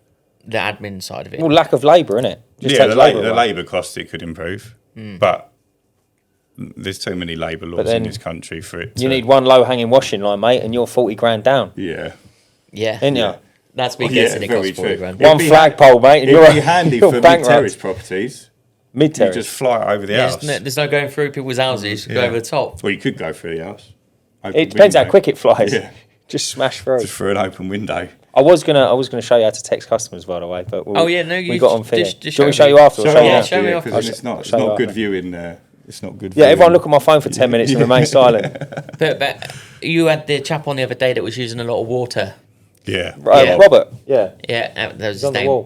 And he's not far from me, and he's it's just an old school window cleaner. He wants to do the best job no matter how much you're paying him. He wants to spend as much time as there as possible. That will work until like 300 customers, and then it won't work. So he won't be able to scale it as quickly as other people are able to scale it. So if that's what he's looking at, he's not got the model right at the beginning to scale it. If he wants to just be the best window cleaner, him and his son, you can do that the way he's doing it, no problem. What's your thought process on when you take on that first staff member and there's an inevitable drop of quality because they're not you? It's really hard. You just got to swallow it, though. Because I think that's what holds people back from taking on staff. Yeah, but now the boys are as good as me, if not better. Yeah, I think Elliot does a better job than I do. Yeah, well, it probably because that's his job. Yeah. He hasn't got all the other stuff that we got to do. Yeah. That's his full-time job. Yeah, because I think that's the biggest. I've got a couple of people I speak to that are ready to take that step, and they're just like, yeah, but I don't want them to not do a good job. Or they bring someone in, and they'll just be like, yeah, but they weren't paying enough attention. I could talk about him now, but the latest chap we took on, a guy called Brandon, he's 26, really nice guy, could get on with anybody, good talker, good window cleaner now. When he started, I was getting like 10 a day complain, right? And and the problem is when you get, well, the way I do it, where the canvasser, online canvasser is getting you work, is his money. You know, you spend £180 a day. He's spending his money to get me leads, and then I'm paying for it at the end of the month. So if Brandon messes up on a customer, that's actually cost him money as well. So he wants Brandon to do a good job, and I want Brandon to do a good job. What, so you don't have to pay him if the job's not done well? If the customer cancels, I don't pay for it, no. What, even if it's your fault? No, we pay for I pay for 20% of the job. That's pretty good. But I don't want that to happen. No, because obviously, that's on but him like, at least, and me, we're losing money doing that. that. See, if I was the online canvasser, I'd be like, well, you got to pay me because it's not my fault. Yeah. It swings and roundabouts, isn't it? If his bill at the end of the month is... That's like Kingdom, though, isn't it? It's ridiculous. I use Kingdom canvassers. They went out for me. Yeah. I got 1,300 quid from them. Cost me $4 and a bit grand. But I lost a lot. Over what time? Did you track it? Yeah, but even after like third, fourth clean, like what you were saying, I think that canvassing, you're pushing people into something. Yeah, I agree. Leaflet's not pushing people. You know, when you're talking to someone, you're almost not... We're not pushing it. If you've come to me, we're not pushing it. Canvassing, you're pushing it. See, I think even with Facebook, you do get a lot of messes, but the drop-off rate's nowhere near as close to canvassing. No. I think it's half canvassing. But it could be, yeah. I mean... Canvassing drop-off is 50%. I reckon. Everyone I know that's tracked it has lost around 50% in 8 months. Within 8 months. And you lose about 30% in 3 months. But then how's Kingdom still here? It must work. No, but if you're getting 50%... Because 50% is better than nothing. So in effect, I paid $4,000 for 500 or 600 quid's worth of work. But I've still got that work. Is that a deal, though? I've still got that work. And I've built on that work. Is that a deal, though? Yeah, I think it's... Knowing what you know now, is that a deal? I'm in rough figures. I'm not saying that Kingdom canvassers lose 50% at all, but... It's not Kingdom. It's not unique to Kingdom. It's every canvassing. No, because the canvasser the guy that goes out for me canvassing on doors, called Jack, he's a really good canvasser, and he'll get you work really close, like 18 jobs in 2 streets, which is great. Outrageous. So if you lose 9, you've still got 9 in one street, 2 streets, or 2 streets. You can stomach that, can't you? And if they're not leaving because you've not done a bad job, then I guess there's a chance they'll come back to you eventually. Obviously, if you've given them a bad taste, then... But also go back to Brandon, what I learned was I was giving him new cleans to do. To start off, like first window cleaning experience, he's going out and do a day of new cleans. Right, no wonder they were cancelling on him. That, yeah. You know? Well, I'll get 10 recalls on new cleans now. Yeah. I hate new cleans. Do you use an agent? Do you use a like TFR or anything? I use Ubic, but someone rang me. He told me a trick, and it worked instantly, and I use it now from now on. If they're really bad, the one thing that saved me was a rinse bar. That helps massively because the more water on the glass, ultimately, the cleaner it's going to be because you're rinsing more. But the one thing I do now is I obviously hit the frames and everything and I clean the glass. But I'll do it like a maintenance clean. Obviously, if it's like cobwebby, etc., I'll go round and do everything and I'll go back and just do the glass. And it won't take... It sounds like it takes long. It doesn't. Because you're not hitting no frames, no vents, no nothing. And just hit the glass again. And I find that saves everything. If I do that, I won't get a recall. And that's the trick that I work with. I sometimes turn my phone off. I don't get no recalls. I haven't done that trick yet. So to be fair, our first clean recalls have gone right down. It's like just practice, isn't it? Regulars that we get. It also depends on how many you're doing, innit? Out of 175, I went back to a few. Yeah, well, in a month. Yeah, you're gonna.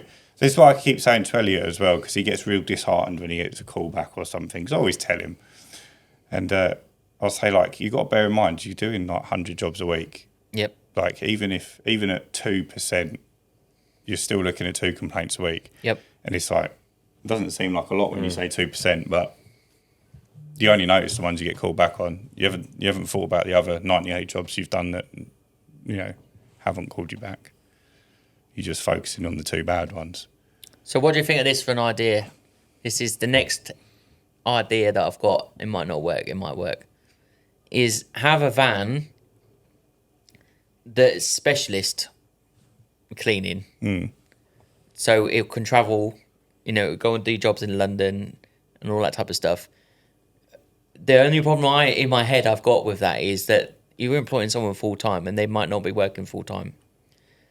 So when we did that job in Bridgewater, which is Somerset, and me and Brandon went down there. We went on a Sunday evening.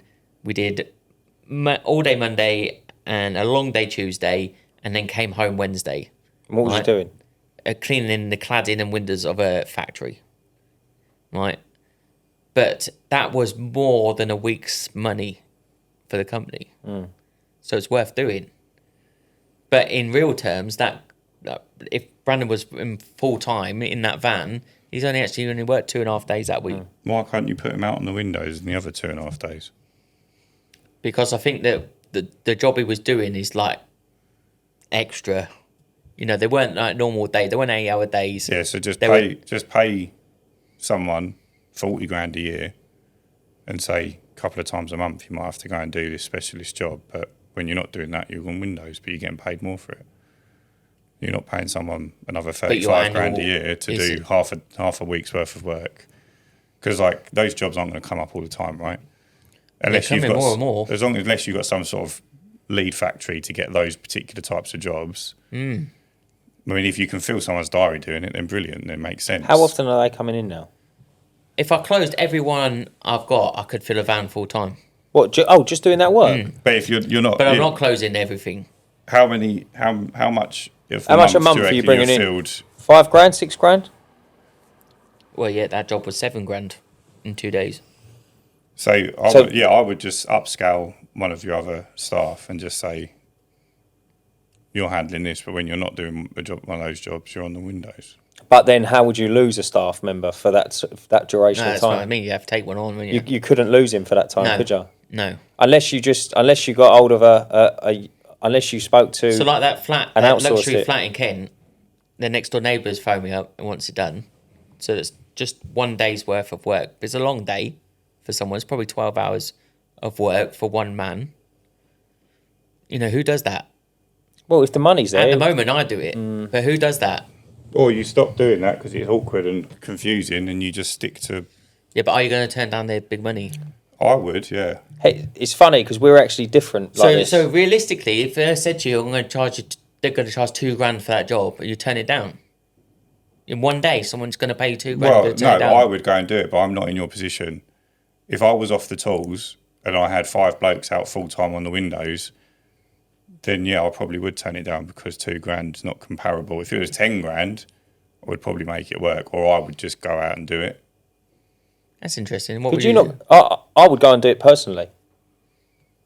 Even if you had I've got all their stuff. Yeah, so there's a guy coming on. But I enjoy that thing. I enjoy staying out and out. Sorry to interrupt. I enjoy staying out, and I enjoy seeing the country. I know that sounds silly, but like There was an example. I worked in Wales for the same money I was working in London. And they said, "Why are you going?" I said, "Have you ever been to Wales?" And they said, "No." I said, "Well, I'm going to go because I enjoy seeing stuff." You could go and do it over 3 days and just have like a. I've got one in Wales next week. Yeah, but I would go and do that next week. Yeah. So there's a guy from Wales coming on the pod, Steve Matthews. He's got 6 vans out. I saw him. He's got Ionic system. I saw him on the Ionic thing. Yeah, big Ionic guy. I'm yet to tie him down on a date because he's double busy, but he's like on and off the tools all the time. Yeah. Like if he's not needed, he's in the office. But like he's saying, he's meant to come down on the 12th in a couple of weeks. He's waiting to hear back on a uni job. If it comes in, he's going to go and do it. But like he'll just jump Was on. he lecturing about external cleaning? Yeah. Mate, is it getting that big now? Mate, I've done that. I've gone into schools and done talks in schools. Talks and that. If the money's worth it, he'll just jump in and do it. And sometimes he'll just go and do a connie clean in the morning. Mate, I love that. I'd do that. I think that's great. Like he's super chilled out. So if you've taken the step to go off tools, to go back on tools is mad. But then it's like, are you really off the tools until 10 vans?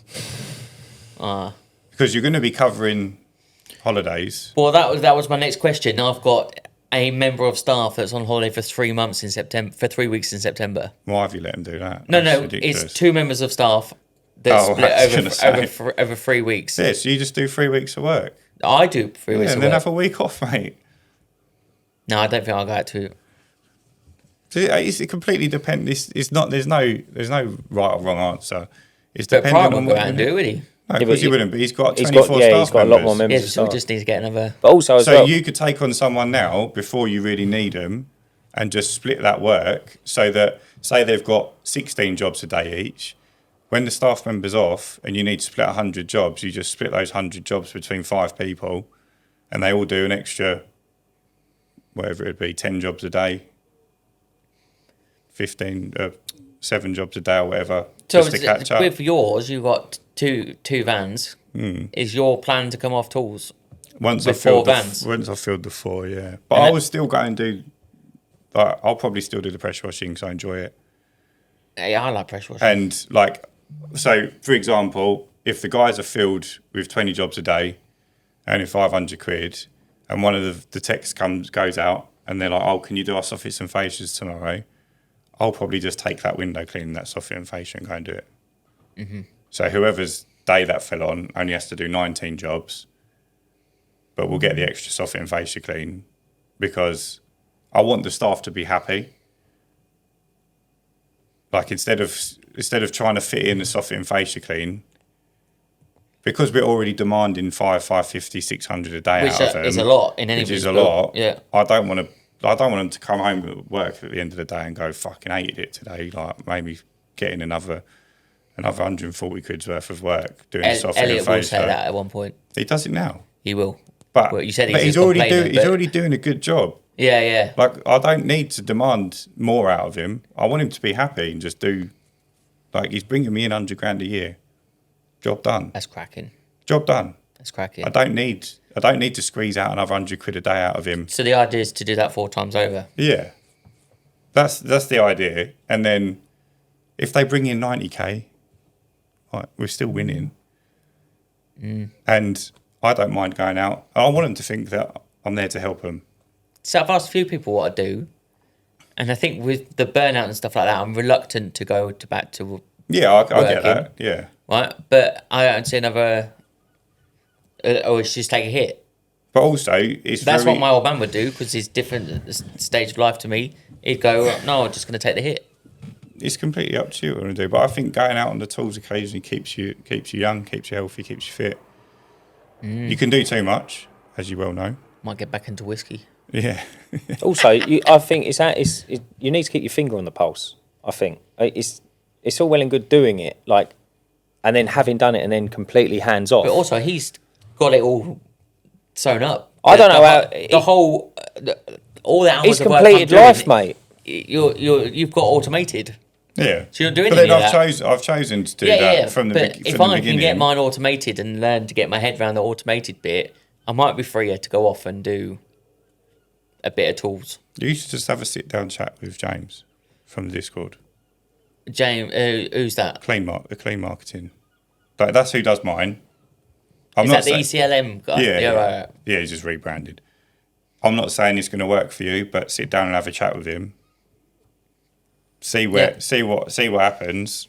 Yeah. Because a lot of my lead flow is done through him. All of my lead flow is done through him. So I don't have to worry about any of it. He does your Facebook? I do my own ads, but all of it comes through his system. Okay. But if that might not work for you. Right. But you've got to have the conversation to find out. Because if you've got... There you go, James. If you've got good shout out that one. If you've got a Facebook canvasser, then obviously the system's null and void because he's doing the system part for you. And but that's just Facebook. The job. There's plenty of other marketing Google, ways out there. It all works through Google. It's all social media leads can go through it as well. But it's worth having a conversation, I think, always. Cool. And then I used Cleaner Planner. I thought it was good. I just don't think it works on a large scale. Well, it's better than a diary, which Yeah, I was up to about 3 months ago. Absolutely. But Screedy gives you a lot more. Screedy's like having a staff member. Really? Like, you probably wouldn't need your admin person. Well, don't tell her that now. No, but if you can teach her to use Screedy, then her job becomes a lot easier, which means that she can spend more time answering the phone or replying to emails or whatever. So why doesn't Abacus use it? I think they're just set in their ways. Like, you got to bear in mind to move over, and we said this to Lee, didn't we? Actually, Lee does it as well, doesn't he? Yeah, but to move over 12,000 customers from one system to the other isn't something you can do like that. Well, even 1,200 customers. It's going to be a job, it's right? Mad. So times that by 10. Yeah. You'd have to do a portion Stages. of customers a go, running 2 systems at a time, making sure you're reconciling on both. It's going to be very easy to make a mistake and lose, a few hundred jobs worth of income because you've missed something. And how does ad hoc work with it? Because they're not. They just don't repeat. They don't repeat. No, they go on the system, but they just don't repeat.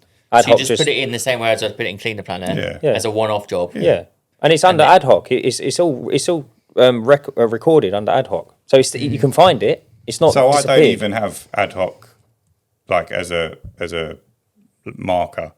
I've got the different services, so then I can track on my rounds page how much money that particular service has brought in over the year. Okay. I can tell you how bad I am at stuff like that. I looked at my debtor thing, tells you how much debt. It said I had 140 grand worth of debt. So I can't have 140 grand worth of debt. Yeah, that's not true. It's impossible. But Ben Potter, who's your area as well, he uses Squeegee to the full extent. So again, I would sit down and have a chat with him and just let him open your eyes to. There you go, Ben. He loves a coffee. He loves a chat. So I've got a coffee machine as well, so it's sorted. I would just go and hit him up for half hour and. Well, I feel like you've learned a lot. I learned a lot about the stuff I don't like doing. It's interesting, isn't it? Yeah, you don't have to do it ultimately. It's like you're spending a lot of time doing stuff that you don't have to do. 8 hours a day of selling. That's all I want to do. You've got an admin person. You shouldn't need to do anything else. Mm. But I think it does involve setting some office hours, which I think at your size you should have personally. What do you mean? So saying you have office 6 o'clock, hours. You can't contact you can't call any most businesses. Yeah, I know what you mean. Out of it's just control though, isn't it? It's just taking another. But you're big enough. You're big enough to not have to worry about that. Yeah. It's like, yes, you might not have that. You might lose a little bit of revenue because you're not doing those personalised texts. Mm. But also, at the stage you're at, time is more valuable. Yeah, agreed. Than, like, if you broke down the amount of hours you put in a week to the monetary value of what you're bringing in, it probably isn't that crazy. Yeah. It's probably not that crazy. Mm. Like, and then if you equated that 2 hours into canvassing, not that necessarily you'd canvass between like 7 and 9, but if you had all that work done early and then you canvassed from 5 till 7, what you'd bring in would probably outweigh what you made in ad hoc money. Personally, I think. That would be my So guess. Pimlico Plumbers did it big. They were the first to do that sort of thing, to bring an American style business to Britain and do it like that with all the show. But if you go online and look up Pinks, have you seen them? Pinks? The ones in America. Yeah. And Cody, whatever her name is, the entrepreneur is behind them. That's coming here. That's how I'm trying to run mine. It's all marketed right instead of. I'm not too worried about the service because they should look after itself, but the actual way that you're seen.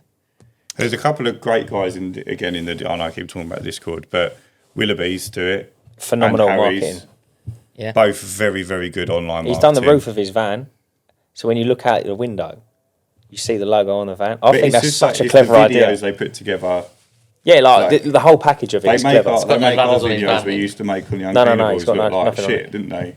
Like some of their videos are absolutely quality. Some are better than others, yeah, totally. When you say the American thing, do you mean the whole, like the AI images and the big trucks all sign written? The way it comes across as... They're cool to watching it. Yeah, they're so cool to watch. To be fair, in Peterborough, it's a small place. If someone is talking about window cleaning in Peterborough, they should be talking about PCS. If that makes me sound bigger, they don't care. That's what should happen. That's fair to say. There are other companies out there that are getting as big as my company. But if you're talking about window cleaning, why are they not? Why is someone not used us, or someone not using us at the moment, or they've seen an advert, or they've seen a van, or something else that we're doing, crazy things that we're doing. I think it's that omnipresence. That's the thing. With that as well. Yeah. Like your leaflets, your Facebook, your Google, is your it vans. 4 times or something in it that a customer needs to see you? Something like that, 4, 6 or 7, something like that. And you think all the marketing you do, they are seeing you 4 times. I get people now come back to me and book in because I've turned my ads back on, but they're leads from like the last time I had them on. And because they've seen the advert again, they've then gone, oh, I'll reply to him now. And how's your leaflets going? I think phenomenal, very well.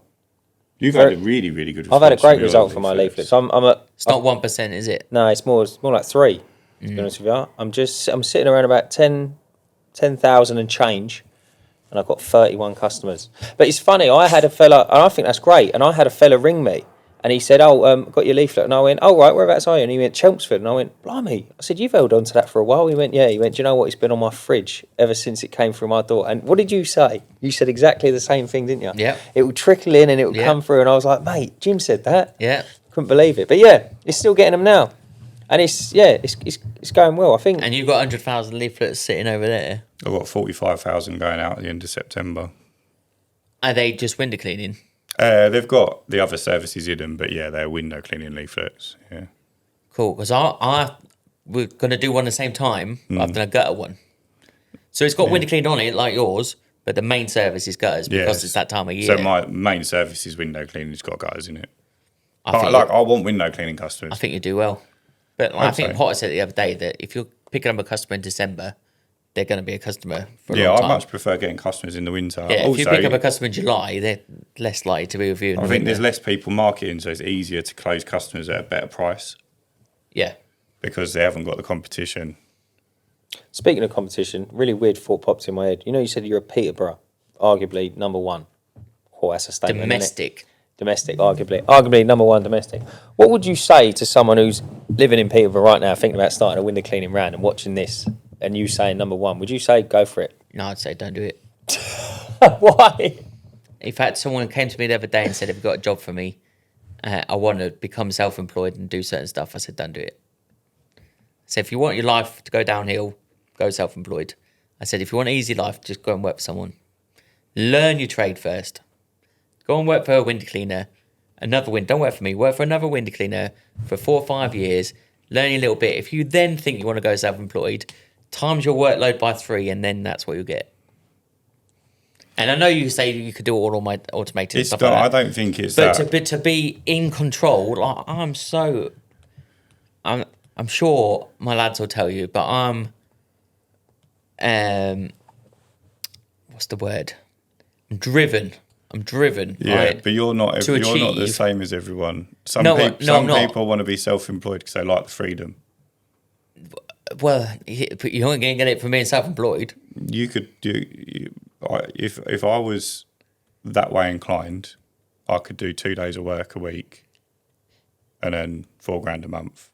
Very little costs. You could really bootstrap the business and earn good money. Yeah. Have 3 days in the weekend off. You could.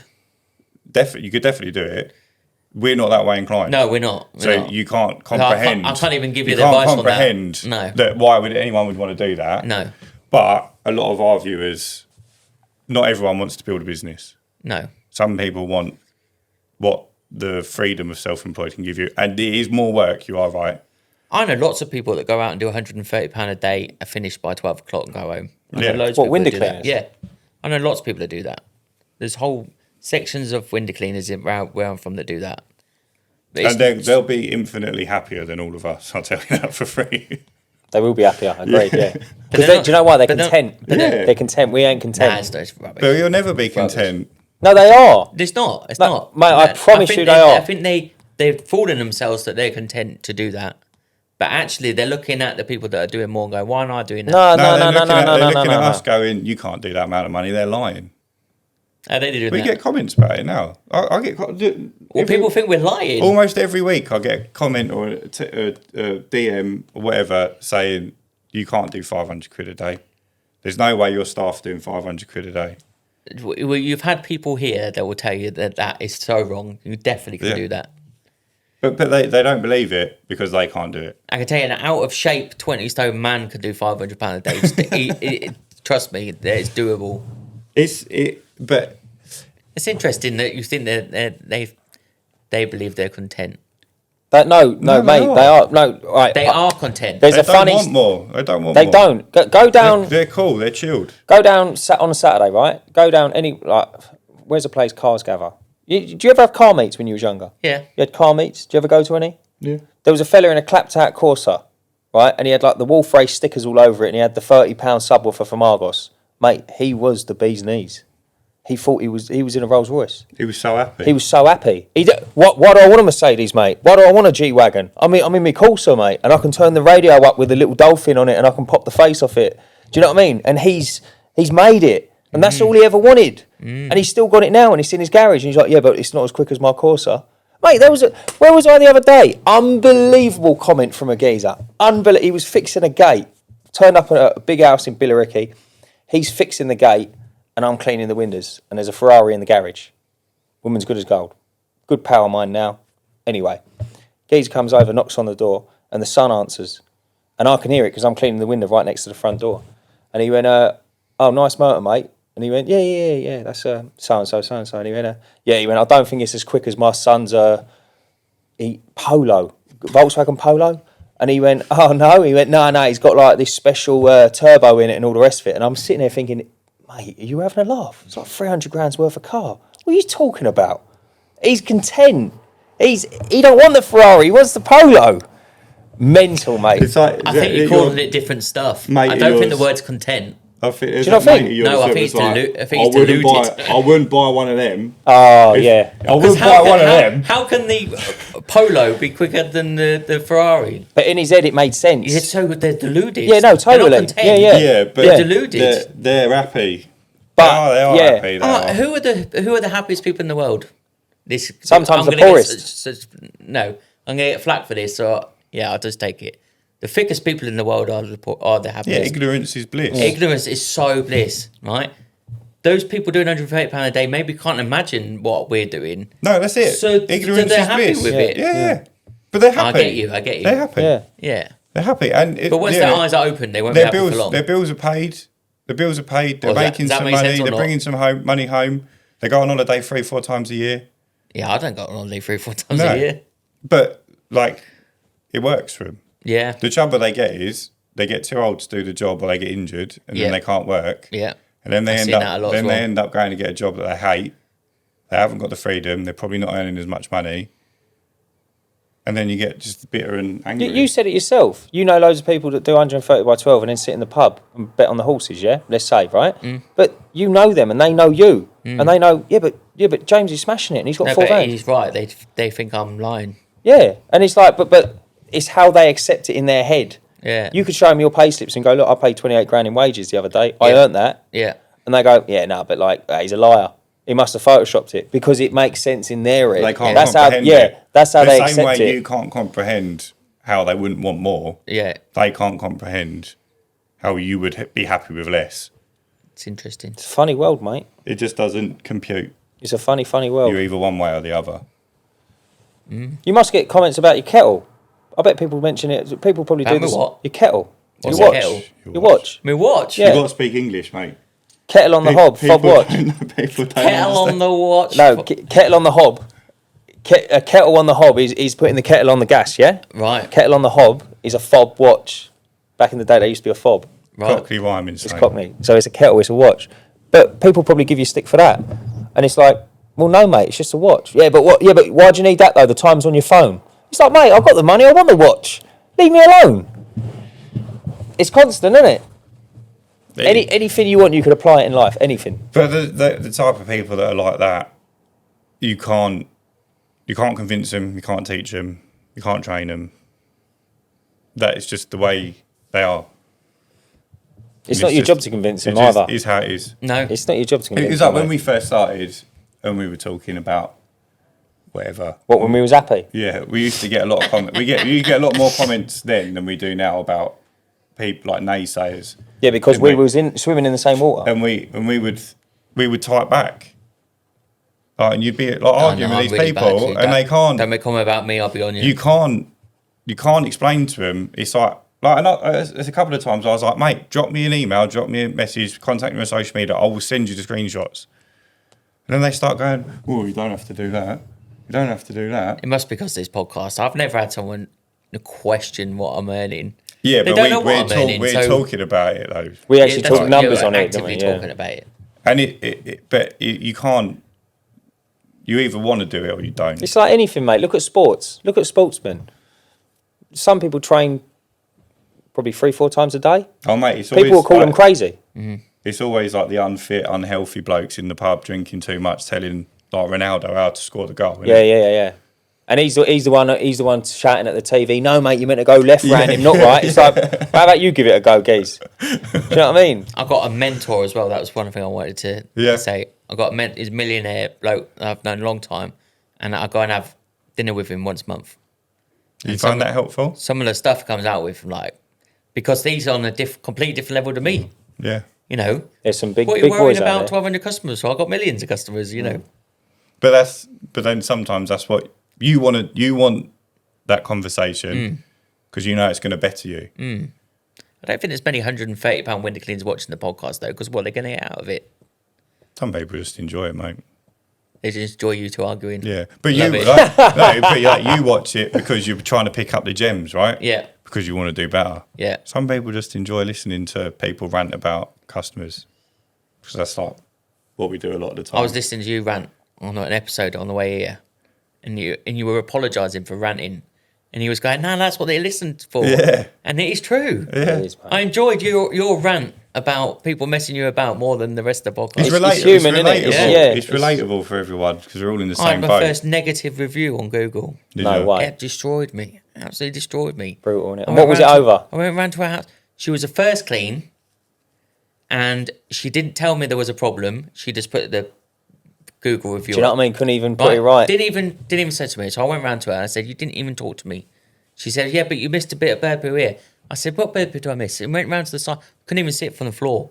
Had to go inside, and then it was dirty on the inside. And I was like, "Come on." I said, "What I do is I send around one of my lads, and he'll do a really good job." And I sent around Brandon, who was a really hard job. He was there for an hour, and then it was one of the customers that the Facebook guy had pulled in for me, and he was like, "You're gonna go back?" I was like, never again. Good lad. You could roll me once, that's it. You know. That's a bit She strong, didn't innit? remove the review after She you did corrected it. because he was on her as well. So I was wanting her to remove it or change it, and then she did change it. But I wouldn't go back now. No. Do you know what? I don't think people realise how impactful that is to your business. But I've only got, Negative, I don't know, 100 reviews or whatever it was, and that one put it down from 5 to 4.9, and that really affected. Yeah. Well, you'll never get it back, will you? No. Well, like you, in a weird way, you don't mind 100 negative reviews if you got 10,000 good ones. Yes. But one is like, Yeah. come on, man, like Yeah. don't do that to me. Do you know what I mean? Don't be that one. Yeah, but the mentor was like, actually, it's a good thing to have one negative. Shows that you're human. Also, it's like shows you're a real business. Yeah. And then how you respond to that negative review. Like I never look at the 5-star reviews when I go and look at reviews. I always go on, what are the 1 stars saying? What are the 2 stars saying? But like, if you go into a restaurant and something, you wouldn't go somewhere at a 1-star review. Yeah, I would. Would you? Depending on what the 1 stars say. If there's like 51-star reviews saying that they've seen rats like crawling around, then yeah, I'm probably not going to go there. No. But if there's 5 or 6 1-star reviews where it's like, oh, the waiter took too long to bring the food over, well, like, mate, do you like to look at reviews before going to a restaurant? No, I've never looked at a review. But like, I was looking at the reviews for the hotel we're staying at when we go away for Zoe's birthday the other day, and like you go onto like the 1 stars and they're like, oh, it's one side of the hotel like it overlooks a construction site, the other side overlooks the pool. Yeah, or too hot. But I've booked the pool room, the pool view room, so like not an issue. Oh, it's a 25-minute walk to like the main town. Well, I don't mind a 25-minute walk. Or get a cab. Yeah, or get a cab. Unbelievable. But it's like that. Those 1-star reviews are nothing to do with the hotel. Yeah. It's like they can't help what's going on out the window on one side of the hotel, and they can't help that it's 25 minutes to the town. Yeah. Like that's where they're situated. So, yeah, no issues with going there. Some people just love to find the negative. It's like you look at like a restaurant, like your example. Oh yeah, it was really difficult to park. There's only 20 spaces. Nothing to do with the food. Yeah, it's like, mate, what's that got? Like, they've only got as much space as they've got, mate. Like, if the food's banging, I don't mind walking there. Like, it is funny. You are right though. It's unbelievable. And it's like if someone's said, oh, they come and done the first clean and it wasn't very good, and then you've replied saying, oh, I wish you told us because, we guarantee all of our work. We would have come back and fixed the problem for you if we'd known that there was a problem, but we didn't hear from you, so we didn't know there was an issue. Like, people will read that, and it's like you've put their mind at rest. Like, the work's guaranteed. If there's an issue, you'll fix it. Yeah. Like, and they can see that the person who wrote the review didn't comment or didn't let you know. It's, in my eyes, helpful. I agree with that. Yeah. Yeah. Not necessarily damaging. Particularly. All the B&I and the mentor said, don't worry about it. Yeah. It's hard, though, first one's. It is. Horrible. And she changed it. I made sure she changed it. Good. Well, at least she changed it. That's the main thing. It's good, though. I think it's good to have I've never had a mentor or anything like that, but I think from what I can gather, it's just a bit mental. No, but like, how am I trying to say this? It was always interesting to me. When you watch boxers, boxers have got a coach. But I thought, it's the geezer in the ring that's doing the fighting, not the coach. But then in reality, he needs a bit of direction, doesn't he? Yeah. So you could be Mike Tyson, but you still need that little bit of direction. It's also having someone who's good at what you're not good at tell you how to do what you're not good at. And also, you're only human. You're going to have your pitfalls. Do you know what I mean? So is someone there that hasn't got your pitfalls that pulls you up and go, no, you don't want to go down that road because that road's bad news. But you've got loads of mentors. There's people on their Discord. Yeah, it's great. Mentors for you. Everyone we speak to on the pod. And all that lot are giving you real sound advice. You take all them gems away, we can't help but succeed. Definitely. Exactly. It is quite a good environment, really, isn't it? I think it's turned out exactly how we wanted it to. That's exactly what we was after when we thought up the idea many moons ago. I was saying to him earlier, I watched back like episode 1, 2, and 3. When you were sitting on the sofa and it was good, but it was good still. The half curtain. Yeah, man. That curtain was at the unit, wasn't it? Yeah, we found it when we was there. It's just like on a rubbish pile. And it was only behind one of us. Yeah. So when the camera cut, the other one didn't have the curtain. It made it look like our studio was really big. Yeah, no, it's good. It's good though, isn't it? It's good, and it's like we've persisted, and we've ended up. Look at where we are now. Yeah. And where you'll be in 5 years' time. I don't even know where we'd be in 5 years, to be honest. You won't be working, just podcasting all the time. I'd like to do that. That'd be pretty cool. Do you know what I've been trying to get into? I'll let everyone know. I've been trying to get into. We use like pressure washers, like 21 litres a minute, 15 litres a minute. I've been trying to get into the company that makes the pressure washers, like the pumps for fire engines. Okay. There's one company called Godiva make them. What do you reckon their litre a minute is? Like their biggest one they do. Fire engine would be mad. 1,000 litres a minute. That's mad. Could you imagine? And I said, I'm trying to get into the factory and have a little walk around and that. And I thought, how cool would that be? If we need that for filling up the vans for the pure water. Mate, 1,000 litres a minute. Could you imagine firing that thing? But yeah, it's I think it'll be because you got pure water making here now. That's what downstairs. Yeah. How much better than that is that than like Spotless? It's so much more convenient. I think once. Sorry, I didn't mean to cut you off. No, totally, yeah. Our pump. We were told the pump was 120 litres a minute, which it definitely isn't. So we just need to do a little pump upgrade, and then it'll be flipping amazing. But yeah, it's so much you've got more 5,000 litres, and that'll do both of you. Yeah, and Elliot. That'll do every day. 5 or 6 vans, I think. No, that'll do like 10 vans. No, you ain't gonna have an IBC in each one, are you? Well, 500 litres. 500 litres is 10 2,200 litres a day in my 4 vans. Yeah. Yeah, so what you got? A couple of 500s and a couple of 650s? I got an 8, 650, 4, and I don't know what the other one is. You got a 400? I've got a 4. And he does 20 jobs a day? Yeah, that push, yeah. Mate, good on you. Yeah. Yeah, I think it would be good for... In the electric ones, you don't have so much high water. They can't carry as much as diesel vans. Oh, is that the 400 in the electric van? You had one before, didn't you? Ones, yeah, we said. And the new one's electric. And did you have that on the first pod when you came on? Yeah. And how are you finding is the battery still good? Yeah, fine. Yeah, it's not dropping off or nothing? They were talking about it in the Discord the other day, and they wanted to know. So one of my electric vans runs off split load from the little battery in the front of the van, not the main battery of the van. The one that controls like windscreen wipers and indicators and all that lot is enough of a battery to run your water system from. How does that charge though? Is it like an alternator off the main battery? Yeah, it must be. Well, no, it's all electric, isn't it? No, yeah. Yeah, you won't have an alternator. No, there's no alternator. I don't know how it works. How does that charge? I don't know. It's got to be charged when you plug it in. It's just got to charge all the batteries. Yeah, it must do. It'll be called an auxiliary But on the other battery. one, I got Streamline to not do split load relay and just put me like a caravan charger. So the battery that runs the pump and stuff has got a charger that you plug a caravan charger in to a plug. Oh, okay. So and that's on a diesel engine. Once or twice a week, he just plugs it into the mains. Oh, okay. Interesting. Yeah. Have you thought about going solar powered? Yeah, I thought about for the electric ones, definitely.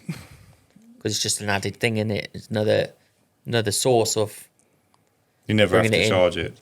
It'd be good. Do you reckon you could put solar power on top of electric vehicle? They do it. Yeah, I was going to have it on my Kangaroo van. It's an added extra, isn't it?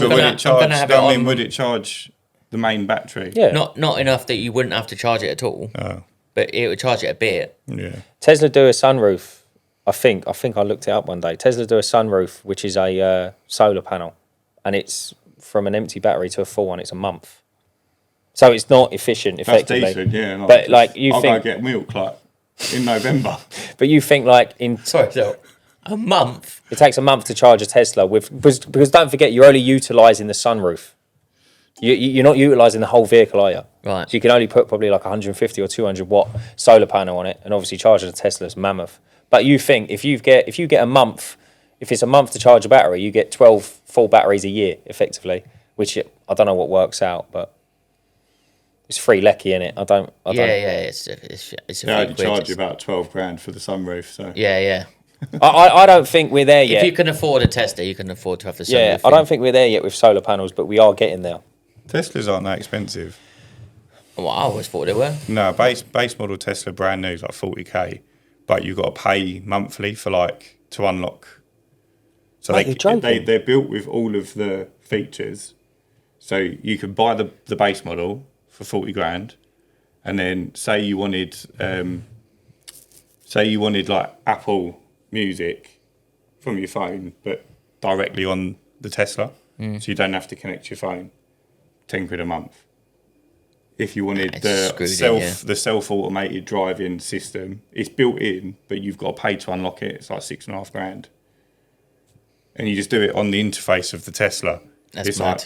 It's like Apple Pay. What happens if it bounces? You ain't got. Does it just drive itself back home? Yeah, I think so. Yeah, just back to the factory.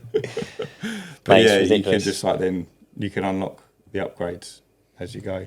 And you were talking to say you might get a truck. If you could, I would love to. I would. Would you love have it to. advertised up? Yeah. It would be.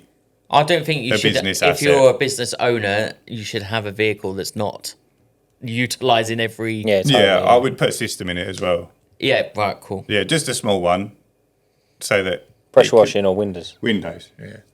So Well, this new one that I bought is for me. But I thought, what's the point? I could have bought a Tesla, but I thought if I buy this ID Buzz and it looked quite cool for advertising. Yeah. Logo it up. It's yellow, so I'm going to do it a bit like Only Fools and Horses as well. Yeah. But I think if I could put a little system in it as well, then it's like a spare van as well. Exactly. Yeah, totally. Yeah. It just means like if you do have to go out and do a little soft fit and facial clean one morning, job done. There's no messing around with vans or whatever. That's why I see it. If I can go and do 5 first cleans or whatever, because And are all everyone's booked out. the other 2 all logoed up the same? They will be, yeah. So it's Next no week, matter week what the after. size the van is, they all the logos look the same. Yeah, we've changed the images. Right. So the images aren't like bright, they're like in the background anyway. Okay. But I've just updated the images because like the big van's got 1 pressure washing, 1 roof cleaning, 1 carpet cleaning image. Then the second van's got carpet cleaning, pressure washing and window cleaning. The 2 new ones have got 2 window cleanings and a pressure washing image. Because you're going to get rid of carpets. It's not so. Funny enough, Funny story. I put together all of what I've got downstairs on a sales thing. Put it in ChatGPT, got it all made all nice. Was going to go put it on Facebook, up for sale, and one of my biggest commercial clients called me. Like as I'm putting together this sales pack, called me. Ryan, I didn't realise. I just looked at your website. I didn't see you done carpet cleaning. I was like, it's very weird that you've called me because I'm literally putting it out for sale as we speak. No, don't put it out for sale. I've got now we know you do it. We'll just use you to do it. I've got an office that needs cleaning. I was there 6 o'clock this morning, 500 quid before 9. Oh, man.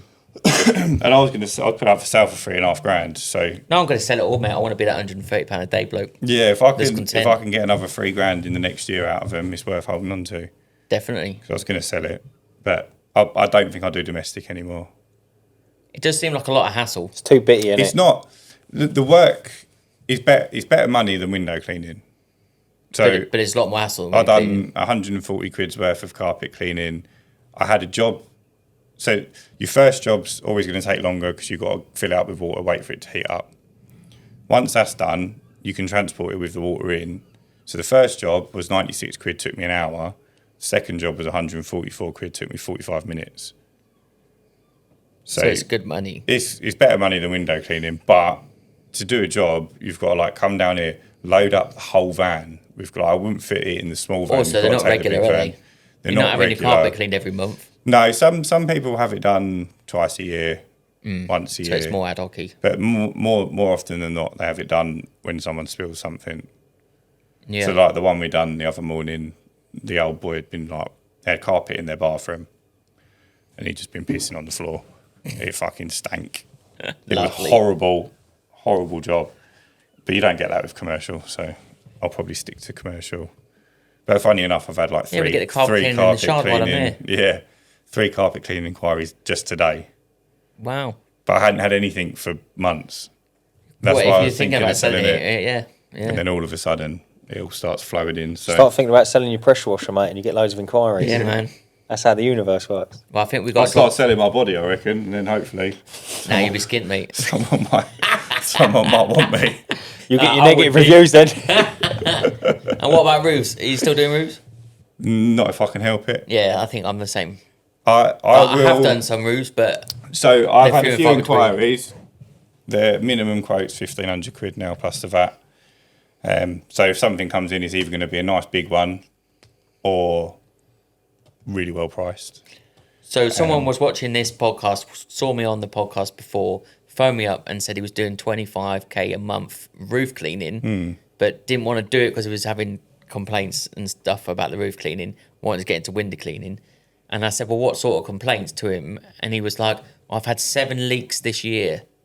And I was like, It seems I a don't low think- amount if you're doing 25 Yeah, grand but a I month, don't think though. I could handle going through the process of that leak. No. You go, like Pryor was saying, you go into someone's loft and you've flooded it. Yeah, it's game over. Can you imagine what the insurance and all that is on that? Well, I just tell all my roof cleaning customers that we can't guarantee they won't get water inside. So don't go ahead unless, like, we don't hold responsibility. Would you as a customer sign up for that? Never. I'm not bothered whether they sign up or not. See, I don't think I wouldn't sign for What that about on my scraping house. Yeah, like I just explained, if you're cleaning something with water, there's a good chance that some water could get into your house. Yeah. Like, it's the same with soffit. In fact, it's the same with window cleaning. Have you ever had water in a house? No, I've never had it either. I had one customer who they didn't have water come in during the clean, but they had a leak like 3 weeks later. And the problem was a hairline crack in one tile. So I paid for someone to go change the tile. They dehumidified and repainted, and it was job done. No issues. Not for insurance. No. Cost me like 25 quid. Scraping, I think is good. It's more manually taxing, I think, than pressure washing. But I would use the air system. See, I've broken more tile scraping than I have pressure washing roofs. Really? Yeah. Oh, what, that air thing at the, is it Marshall Air? Yeah, Marshall Air. Yeah. He came and did a bungalow for me. Given it was a really dry day, so in the wet, I bet it's not very good. But it just blew it all off. It was great. And not much to tidy up, because it's all dry as well. You'd think that would lift the tiles, wouldn't you? It's not. I know it's it don't, That, but- like, No, it's kind of like... It's not that compressed. It's like hairdryer, kind of. Surely but it's got... on a smaller hole, so... It's quite powerful, yeah. Yeah, it's not like... It's like not if your high pressure PSI, if your it's pressure just- washer was air, so it's pinpoint like a turbo nozzle. Yeah. That's Yeah, mad. it's a good So you good could just design. pull it down there, and I just saw he's upgraded it to a different one It's as well. a good design. I just think it's very niche. Like you say, it's got to be dry. Do you not blow it everywhere? A little bit. I know as much as you would if you were pressure washing the Yeah. roof. No, I suppose, yeah. And it's dry, so you're not like splashing it up. The one we did like use was neighbours' that windows. I think Ionic did it, where they do it from the floor, pressure wash it from the floor. Oh, That's with the big useless. With a That's tripod. useless. Oh my goodness, just mess everywhere. The neighbours' houses, You can't over see what walls, you're doing. everything. You can't see what you're doing. It's only good if you've got 30 foot of space. Like you couldn't get, like, if a job had a pitch between the two houses. Yeah, or a dormer. You've got to move it all around. It does look like a big old trebuchet, doesn't it? Looks You like can't the do geezer's anything, going to can't get you? swung into space. There's just mess Useless. everywhere. It's useless. Took me ages to clean up afterwards. Oh, you had to go on one? Yeah, he did a roof for me, so he let me have a go with it, and then cleaned the whole roof for me. I must And say, then he it's was clever. like, "You tidy up." I was like, "Oh, thanks." What, the hardest part of the job? Yeah. He Just cost me cracks- 7 hours of work here. You know, They are, They yeah. are. and it's about 10 grand. I think it's more than that. Whereas the Marshall Air is only 5 or 6, I think. So she said, yes, she wants to book in 8 weekly. And then, that's through that marketing. yeah, we'll see Guy. whether... There you go. First line of the address, and then we'll get a postcode through, and then it's booking done. And all I've got to do is take her details, put them into Squeegee, send her a confirmation with the date on. I don't even talk to them. So she will have a date sent to her or not? Benfleet, yeah. She will have a date sent to She'll her? have a date, or you have to send him a No, date. I've got to put her into Squeegee manually. So you'll text her a date? And then I'll send, once I've put her in, I'll send her the, thanks for choosing curbside. Your first clean date is, So-and-so, so-and-so. please set up your direct debit. Bitch. She There you watches go. the podcast. And she mate. said thank you at the end. Yeah, so could she you didn't imagine? realise it was AI. She watches the podcast. But yeah, that's it. That's the process done. It's clever. So that's 9 bookings today. Not done anything. I've got Well, 4. yeah, if you spent £180 on marketing. Yeah. It's less than what you would have spent though. Well, yeah, it's probably about the same. Yeah. No. Well, my bill was only £4 a month, and if you ran your bill, it'd only be £4 a month. Yeah, but 9 bookings, mine, but they'll be like 25 quid a job. I can go So on that my would have phone, been- but I reckon there'll be 15 on That my would be phone by the end of the 450 day. quid for you. Yeah. Yeah, It'd be I've spent 180. You spent 180. Yeah. So it's a lot less. Yeah, it's true. But it's not always 9 bookings a day. No. And I've got to pay whether it's not 9 bookings or not. And you still got to do a bit of work. Probably the same amount as you. Because he sends you What name, you- what I've just you've got. Yeah. How does it look your side? Do you put them up Mine's and then just ring on them? like a WhatsApp. No, message. I mean, what's the process? So I send him a message. Thank you for choosing PCS. We'll be over in the next week. Can you please sign up for the Go Cardless? Because this is how we accept payment for new customers. You'll get a text message the night before we clean, and then I put them on I will be putting them into Cleaner Planner, and then they'll get texted the night before. Easy. Yeah. And in in that pretty text, much the same text. but in that text message, I'll have it tailored. This is the first time we're cleaning. Have you thought about when your gutter's done this time of year? I've got to work that bit into the automated bit. See, I don't like to oversell on the first visit. Well, I told you I went down the street and got a roof clean off canvassing. Yeah. So I'm not saying the way you do it's wrong. I'm just saying I don't like to do it. Just hit them with everything. Yeah, I prefer to try and build the relationship before I start trying to on my side, they've already talked to Tom and Caroline that's already true. and got a relationship. It's I clever how guess they they're do already it. a little bit further down that. They've set up a company that doesn't clean windows. It's just an online. They're called Clean, so they're called clean.co.uk or whatever it is. All their stuff goes for there, and then they say to them, the people who actually come and clean your window are called PCS. You'll hear from them soon. Yeah, it's clever. It's clever. It's do you know what? Like when you start opening your eyes to it, it is actually really clever the way these people just bolt on businesses around others. Yeah. Don't you think? And then now his wife is my lady in the office. And really? It just makes sense, doesn't it? Right. You'll be double good then. Easy. So she's already working for me anyway, really. Yeah. And she's only got to call her husband to get the leads for the day. She already set up the WhatsApp group that's got me, her, and the husband in it. Beautiful. What a setup, mate. All right, should we wrap it up, Sam? I've still got a bit of work to do tonight. Go on, son. See us out. Thank you so much for watching the latest episode of the Uncleanables podcast. I've been Ryan. I've been Dan. I've been Jim. And remember, stay cleaning. Come on. Cheers, boys. That was quality.